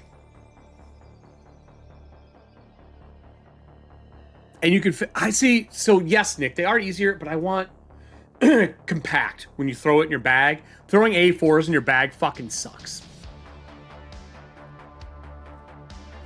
I mean, this is a leather one. Let's see if there's, I want like a plastic one. We want like cheap. You know what I mean? Like a cheap A4. Like, let's see here. A4 clear binder. Because you can even get these sheets. Like this. This clear one. Look at that. Super clean. Can have art on the outside. Like, I mean, this is a fucking $6 piece. Like, isn't what I would want. Right? That's not what I'm looking for. I would want one like this, I think, where it has the clear cover piece where you can slide down art in front. Get this in black.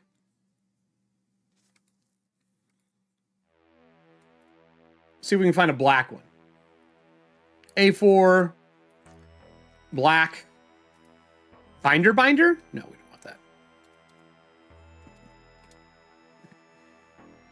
Boom. Is this clear? I mean, this is a leather one. This is cheap. Look, this is a GM. This is a GM. That's for a GM. Put a patch on the front of this thing, like an iron-on patch. Like, hold on. So I have tons of patches, right? And I used fishing line for this Lockbee. Let me switch over to my big cam here. I used fishing wire for this Lockbee one, and this is from Death Saves, and just stitched it on. I wonder if a patch wouldn't be bad for Shadowdark with the Breacher's Shield or whatever it is you want to use. I'm sure someone's gonna make Shadowdark patches. I mean, I have a dope Pirate Borg one. I have a Knave one.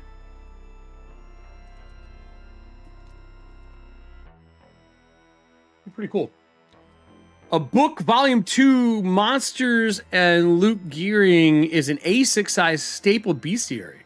It's a good compact size for sure. Yeah, and don't you feel like the monsters from Shadowdark could fit on a front back spread that way?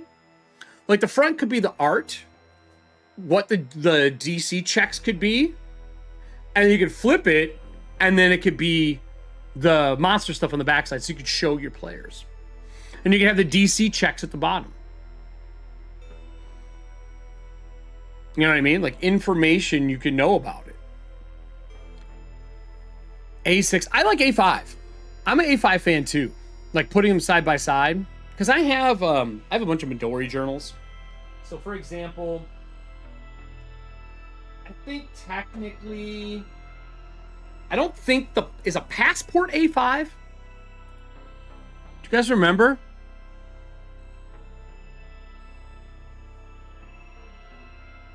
Is this A5 technically? What's the inch measurements for A5? If it's or A6, I mean A6. I apologize, A6. A6 is 4.13 by 5.83. 4.13 by 5.8. Got a ruler here. Actually, I have a super cool ruler here. I have an old. Picked this up on eBay.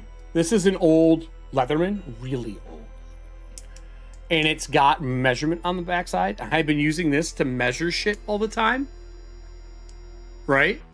So A6 is 5.83 by 4.83. So let's see if this is 5.83. This one is. This is way smaller. This one is 3.5. This one is 3. I bet you it's these. Because, oh yeah, I forgot. If you open it up, it's a full measuring. If you open it up and it's closed, it is literally the full measuring thing. And you just hold it by here. And you get a full, like, rough measure. Which I love for using for stuff. So you're looking at, this is a little over 5.85 in inches tall. Yeah, this is it here. This is really close, I think. No, it's this one. Okay. Well, that's not bad. I think I would do A5. What I probably would do is print some I would do one monster, design it in A5, scale it down to A6. My only problem with A6 is the font is going to need to be really fucking small. But I feel like pumping out a series of these where you can just start collecting them would be a really cool way to design monsters and put them out. I don't know, man. Oh, also, it fits in this Lockbee here. That's why I have it that way. You can see over here, this one. This is from my, I have a brass fat fucking pencil.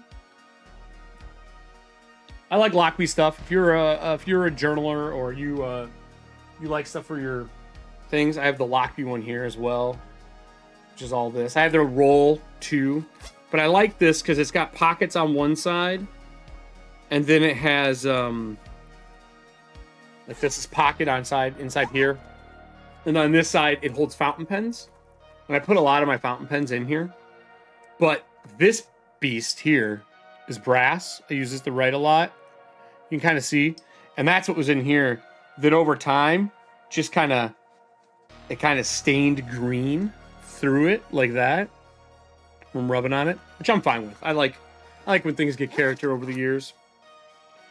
So yeah, I don't know, A5 or A6. I'll try both. I think the idea of having a journal this way is cool. You know, the thing I would have to look up next is manufacturing, getting...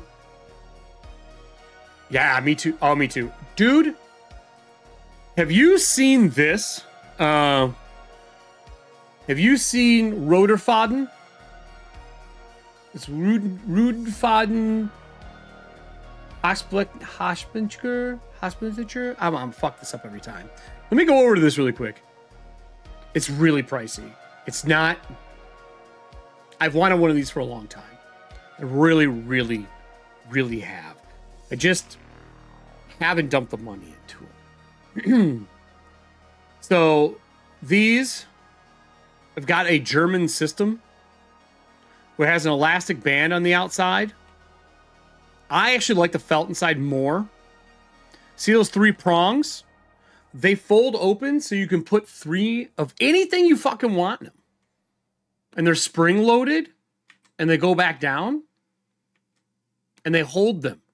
And everything lays perfectly fucking flat. And my problem with things like Midori, like I love these. Like I've owned this one for a long time. It's got my, let me see if anything's gonna fall out, but it's got my cardboard one in here. It's got a blank one in here. It's got a stencil in it. After that, it's got another book, which is, I think, brown, a dotted paper, right, for doing work, design. And then it's got my writing one on the back. The problem with these, though, is when you open them, and you open one, they don't lay flat because you're stacking them weird. And the spine is curved. And I love it. I use it every day. I have 3 of these. I have my passport one. I have my original traveler notebook in camel, which is stained to hell and back, right? Let me go to my big one. This is my other one, packed to the gills. It's got the, I mean, this has got fucking shit tons in it, man. It's got, in front, it's got pockets. It's got EFP stuff in it. It's got this cool little piece in here, a bunch of sticky notes. It has a zipper piece in here. It's got my Norse Foundry notes when I was working there. It's a new one. It's got a journal piece in here for doing whatever I want. And then it has sketching. And I have my board in it. I have an old Diablo piece here from one of the collector's editions. And I have the numbered brass pieces for chapters. You can see it says 3 there. I love this thing. It's great. It's been through hell and back. And then I picked up the Blackwing one I showed earlier. But they don't... And you can see the damage on it. The green stains and shit. I spilled ink on it. But it doesn't lay flat. And it makes it really hard to do certain types of work in it. Which sucks. And I have been looking for a new one that can do it. And this thing... Dude... This is A5 or A4. And they make a couple sizes. And in the back, I've seen people in here, in the very back of it here, they do what's it called? Rodin.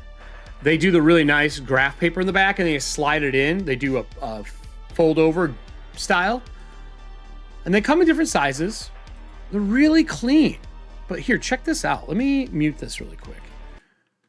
I think, is it this one? I think it's this one. Let me open it up on YouTube.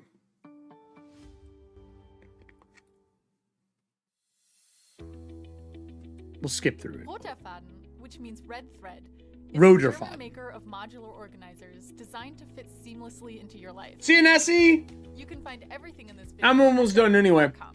I gotta go grill. The Roterfaden motto is maximum freedom. No matter how you want to set up your organizer or what kind of paper you want to use, this system can handle it all. Keep watching to see how to use and configure a I have Roterfaden. wanted one of these for years. My grandfather had one. The Taschenbegleiter is the base And- of Roterfaden's organizer system. I don't know what happened to The it. name I wish I still Taschenbegleiter had it. suggests a personal organizer. And you can make Say custom Solodark ones, and they have to pre-built back ones. the Like, you can German. customize them. They just It take works more like a time to refillable get. notebook cover. They're all handmade. Available in either A5 or A6 sizes, it's portable enough to take with you wherever you go. The star feature of the Taschenbegleiter is the clip Taschenbegleiter, system where that's you what it is, insert Taschenbegleiter. booklets or other paper. These clips are extremely So- simple to use. That elastic Lift up the upper and lower clips. makes it lay plug the flat. booklet in, That's and the close whole clips. fucking thing. The clips are very versatile.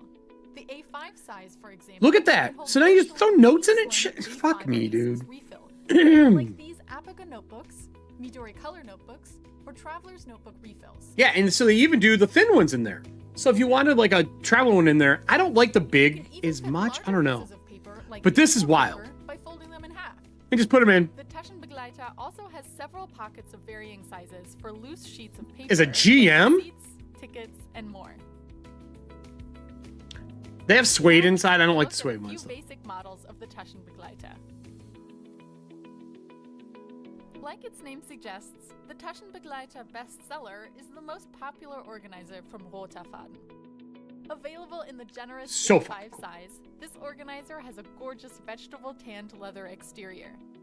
The matte leather is soft to the touch with a deep brown color. Apica, yeah, I have those too. Open it up, you'll see the 100% Yep, felt I have tons of exterior. On the tons of left fountain side, pens, it has man. a I'm a horizontal big pocket Twisby at the fan. I have some bottom really expensive and ones, two but slots I always for fall back to Christmas cards at the Twisby. top. The right side has one wanna horizontal upset pocket him? with a higher opening placement. I love this perfect for a Twisby. 7-inch This is pocket. a broad nib. It also comes with a sturdy pen holder and matching elastic closure in red or black.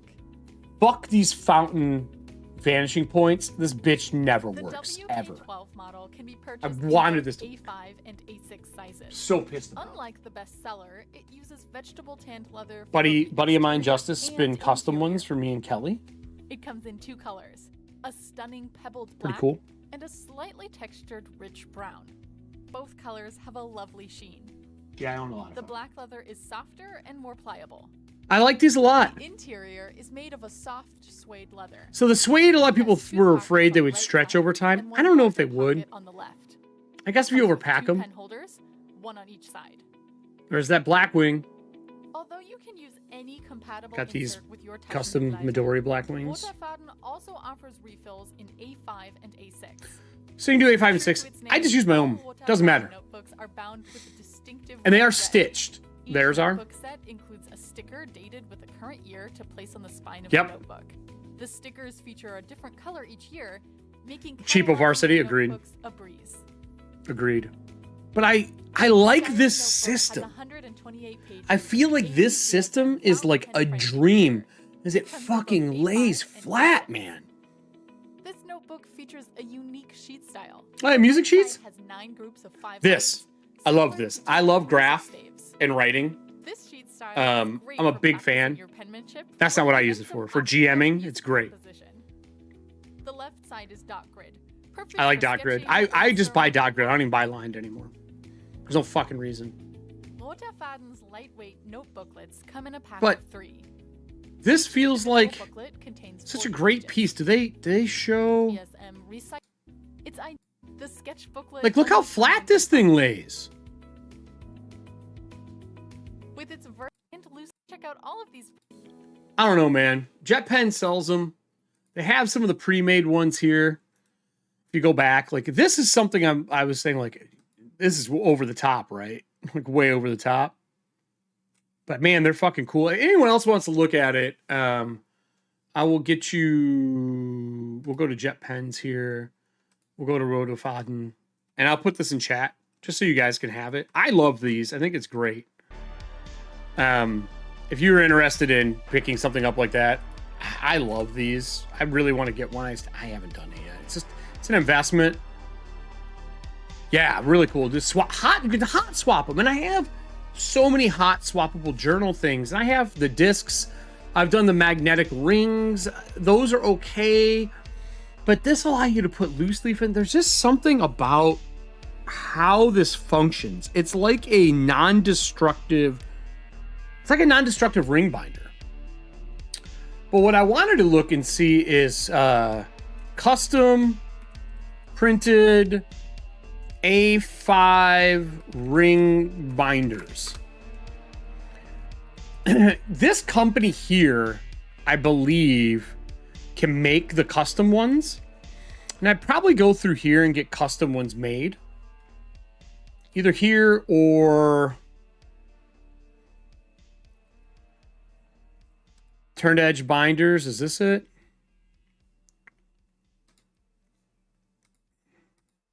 Yeah, these. I would maybe get something like this made for it and get A5 made and see if they can make them. They got the canvas and you have the windows on them. There's a bunch of fun stuff you could do for if I ever did a collector's edition. But for like usability, what's up, buddy? Usability, I think I would go with something else. But there is people like that make them, like Alibaba obviously has them. But I just want like a custom covered one. The other thing is cool is if it's a clear one, if I sell those packs, like nice printed packs, like with the laminated and edged page on them, I'll have to call a printing company for it. But then it could just come with art to slip in the cover of your binder as well. Or they could be covers for each section. So like if you're running someone's setting for Shadowdark Kick, has anyone made a full setting for Shadowdark yet? Does anyone know?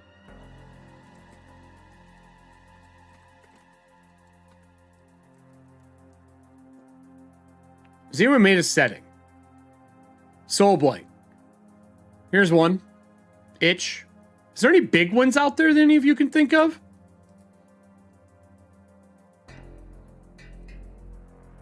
Has anyone made a big campaign setting yet?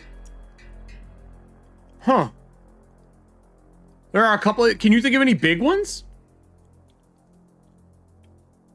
Like popular Shadowdark settings. I know that's not the style of OSR in general. But like, so I'm assuming everyone who's doing Shadowdark is doing A5, right? Shadowdark is A5.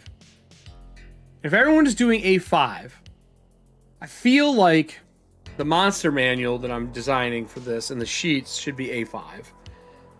Because then if you have journal notes or anything like that, it can go in there. And then, man, could you imagine if you had that Rotorfaden and you just put your adventure in those front fucking clips? Like, imagine that.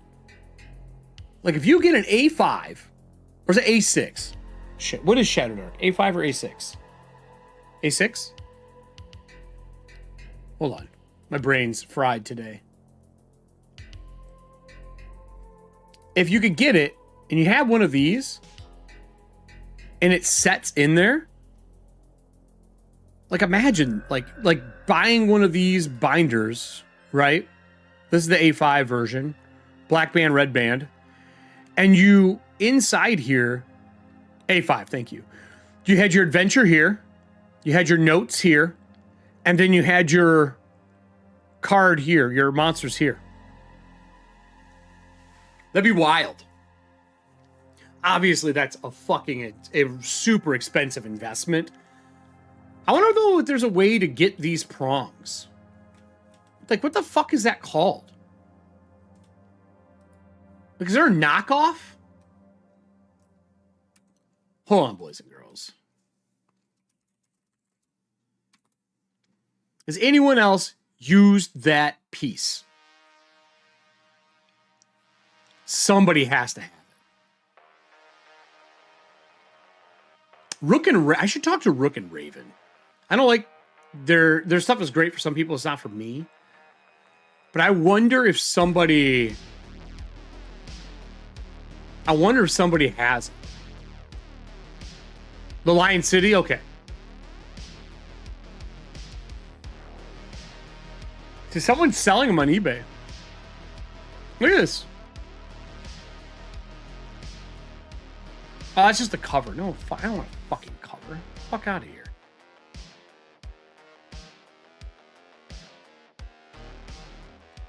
I want to know if there's a way to buy this piece right fucking here. Can you buy this somehow? It could be patented, but I feel like I've seen it in a medical journal before. I feel like I've seen this when I was doing medical sales stuff. I thought I saw these in medical before. Because all it is 3 bars that are spring-loaded on claw arms, slid into elastic, stitched straight down. And I'm assuming there's some form of cuff here. These might even slide. I don't know if they'd slide out. They probably don't. They probably have a thin rod that attaches them from side to side. Like here. This probably has the solid piece here that's spring-loaded, and there's probably a solid rod that goes all the way down to keep its form. It could be patented. But that doesn't mean someone hasn't done their version of a fucking knockoff. Because I would love if you could get this, just that device. Even if it was plastic armed or something, you know what I mean? Like a good plastic one. I want to do some research. Either way, my goal is I would like to make them A5. I think that's talking today out loud. I'm going to put some notes at the top here on the journal. I'm thinking A5. 1, 2, 3. A5. Monster sheets. Oh, actually, I switched over. I should have left this on Chrome for you. Monster sheets. Sold in packs. Cover art for each pack. I want them reinforced holes or edge. I know there's a way to reinforce the hole or edge. Whoops.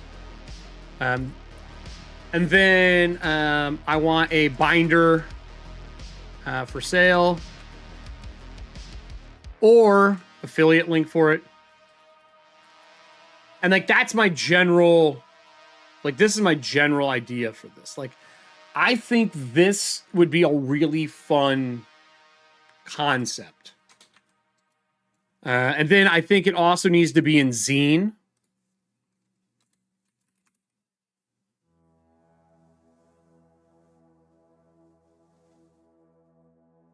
Zine. It needs to be also, it needs to be print. Print and I think print ready. Print ready or purchasable. That would be my game plan for this. This is my this would be my package and design. Just as like I like having some notes for this. What did you ask me? Twine. Have I used Twine? Has anyone here used Twine as a GM tool or even just played a game on Twine? I can't live without it now. I don't know what that is. Twine, TTRPG?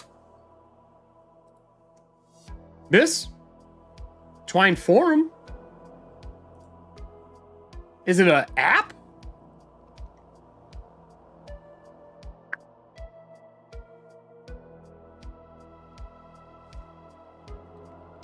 Twine text-based text adventures. It's free, no ads, no BS. Open source tool. Is there a video on how this works? Can you drop me a link in Discord? It's free, no ads, no BS. It's an app, yeah. Can you drop me a link? I'll try finding a Twine open source tool. Let's go to YouTube here. Give me a second.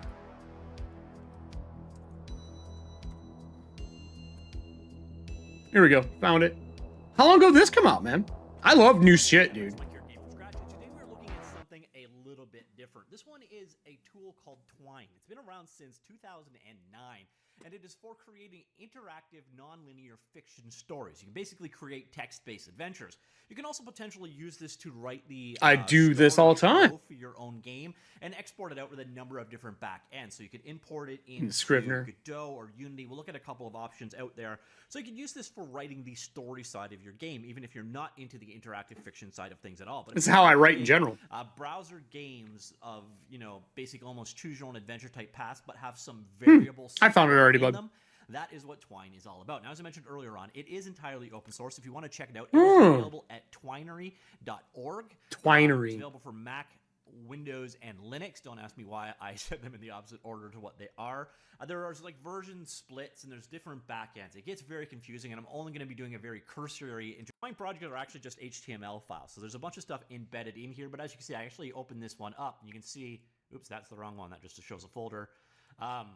Developer tools here. Embedded browser. This is your standard web browser. Yeah, it's the console for browser. Okay. Here.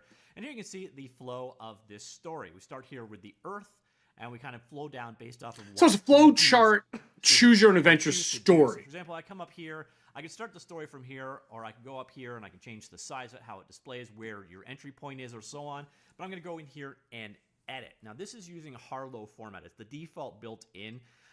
I mean, there's nothing wrong with easy to use. Doesn't mean it's for noobs. It just means someone was fucking paying attention to UI UX. For controlling how program flow will go. You don't need to be a programmer to understand any of this. You can sort of see the results for Okay. I just want to click through here.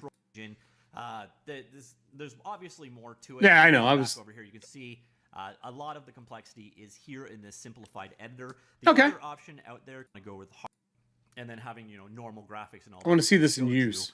You get that editor built in. It makes life a whole lot easier. The other option, though, is Sugar Cube. It's another approach. Again, there is no editor directly built in, so you have to use something like Visual Studio capabilities. I want to see if he shows it in use. You can import. You just bring in the HTML file, your website, whatever you wish to do, whatever your end game. Let me see if I can find it in use. Hi there, I'm Lucas Martel. If you download that HTML file, you can use that HTML file okay. a sync start the game. So if I hit the play that I used something very similar when I was doing world design for an MMO company. We had our own program for it, but it's very similar. Now, if I mean, I use flowcharts play for everything. One more time, we can start the game, and then you see how that still shows option 2 as opposed to page name in there. Nave, there's a video that Ben just did on here. In Questing Beast, I'll close on this actually. There's a piece that Ben did for Questing Beast where he was showing a choose your own adventure game. Maybe that's what this gentleman used. This here? About a year ago, I made This here? a video called Vermis, the horror. Vermis. I wonder if they used it for this to design it. All right, For the choose your own adventure. Cool concept. deep in the graveyard So he kind of plays through it. reflects. This reminds me. So that's This. basically it. That's the most powerful thing that you can do within Twine that allows you to create some pretty robust stories just Choose your own with adventure that flowchart. one very, very basic command. Now, if you want to get a little deeper, you want to see how 57 North was made. Pretty cool. Let me open it up here. The best thing that you can do is Gantt just go flowchart. in and start poking around, see how we did things, see what decisions had big impact. This is on smart. The rest of the story. You can follow the flowchart and see where. There's a lot all of stuff those as an different, improv decisions GM I just fucking played do in out. my head, and then I make the flowchart And then afterwards. We did actually use a couple of other commands. We kept it very basic. If you want to get really powerful with Twine, there is some great documentation that is on twinery.org, and you can see all sorts of other commands. Well, let me. We know what to do instead of watching this whole video. Let me put this in chat for everybody. If anybody else wants to check it out, maybe I'll do a little dive into this and see if it's something that's good for me. I'll put it down in the link below if you're watching this afterwards, so you can check out Twine as well. Thanks for the heads up on this. I've not used it. I've used it for a lot of things as well. Yeah, my Upper World games, I work in reverse. I do reverse engineering for them where I have plot points, I build around them, and then I fill out that open concept as we go. I have static positions that are played around, essentially. And some of those can move, obviously. But I think of them like creative islands that are really important to plot and story, or even just to what I'm getting ready to run. So maybe it's a castle that I know is going to be there, a monster that's important, a map that I want to use, a day that I want to use. And I make those islands, and then I build out around those and connect everything together as we play. Pretty cool. Obsidian, yeah, I use that as well. I use Obsidian for years. I got the problem with Obsidian that I ended up having, and actually any second brain stuff, is the amount of effort that I put into it. I feel like I use more time and I could have written it all out. And then what I do now is I usually write it all, and then when I really have it polished, I go back in and add it. I've also been playing with Heptabase, but I'm about ready to cancel that subscription. I like it. I just feel that Heptabase is a little, how do I explain it? It's really good for doing some second brain stuff and making plot webs and maps, but the cost per month for it just isn't good enough. Obsidian, I think, is actually a slightly better tool for it. I've been doing a lot of second brain research. I use the Para style for doing research. It's actually a core part of my mem and what I do in mem. I like mem because it's markdown and it allows me to relate things back to each other really well. It also it creates the second brain database very quickly and very succinctly, where I'm not having to do manually all of the backlinking that you have to do in Obsidian, the shit that takes forever. But they're all good. Just pick your tool and use it. At the end of the day, as long as you can export it into a printable piece, it's perfect. It's perfect. But yeah, everybody, that is it for me. Really, I just wanted to showcase what I'm working on. I love the idea of this becoming a piece that other creators in the Shadowdark community can add on to. And honestly, I'm pretty sure I'm going to do Dragonbane stuff the same way for ETHUANTIA. I want to be able to make them so that if they're on my Patreon, you print them off, you can use them. If I print them and sell them through vending, you can get them that way. And I want to do a game jam around monsters in the future. And I think it'd be cool to be able to do it this way because everyone can submit their 2-page monster front back and we can go through, and it allows a lot more people to make stuff. We can compile them all into a cool game jam monster manual, which would be pretty sweet. Make a game jam pack of the best monsters that have come out. Maybe I'll make a template and give people that template in InDesign, in Publisher, and also in Canva, and people can kind of go from there because you want to have the same formatting for everything so they look similar. But yeah, I think that's it for today. Happy Friday the 13th, a day late. I'm gonna go grill and make some tacos and chill for the evening. I will say, if you're not in our Discord, we have been playing a lot of Space Marines 2. If you're a video game person and you love the 40K universe, Space Marines 2 has been a fucking riot. So if you're not in the Discord, there's a link now, and I'll be in there probably later tonight after I finish cooking. I'll probably be back tomorrow. I think I'm going to do a little design work. I'm going to sit down tonight, play in Canva, see if I can't make an A5 layout I like, and do some monster design. I really like this idea of it. I need to know where the holes are going to be. I need to do some marking, and maybe I'll do it in Affinity. I haven't played with Affinity that much at all. So maybe I'll do some more Affinity work. I know InDesign.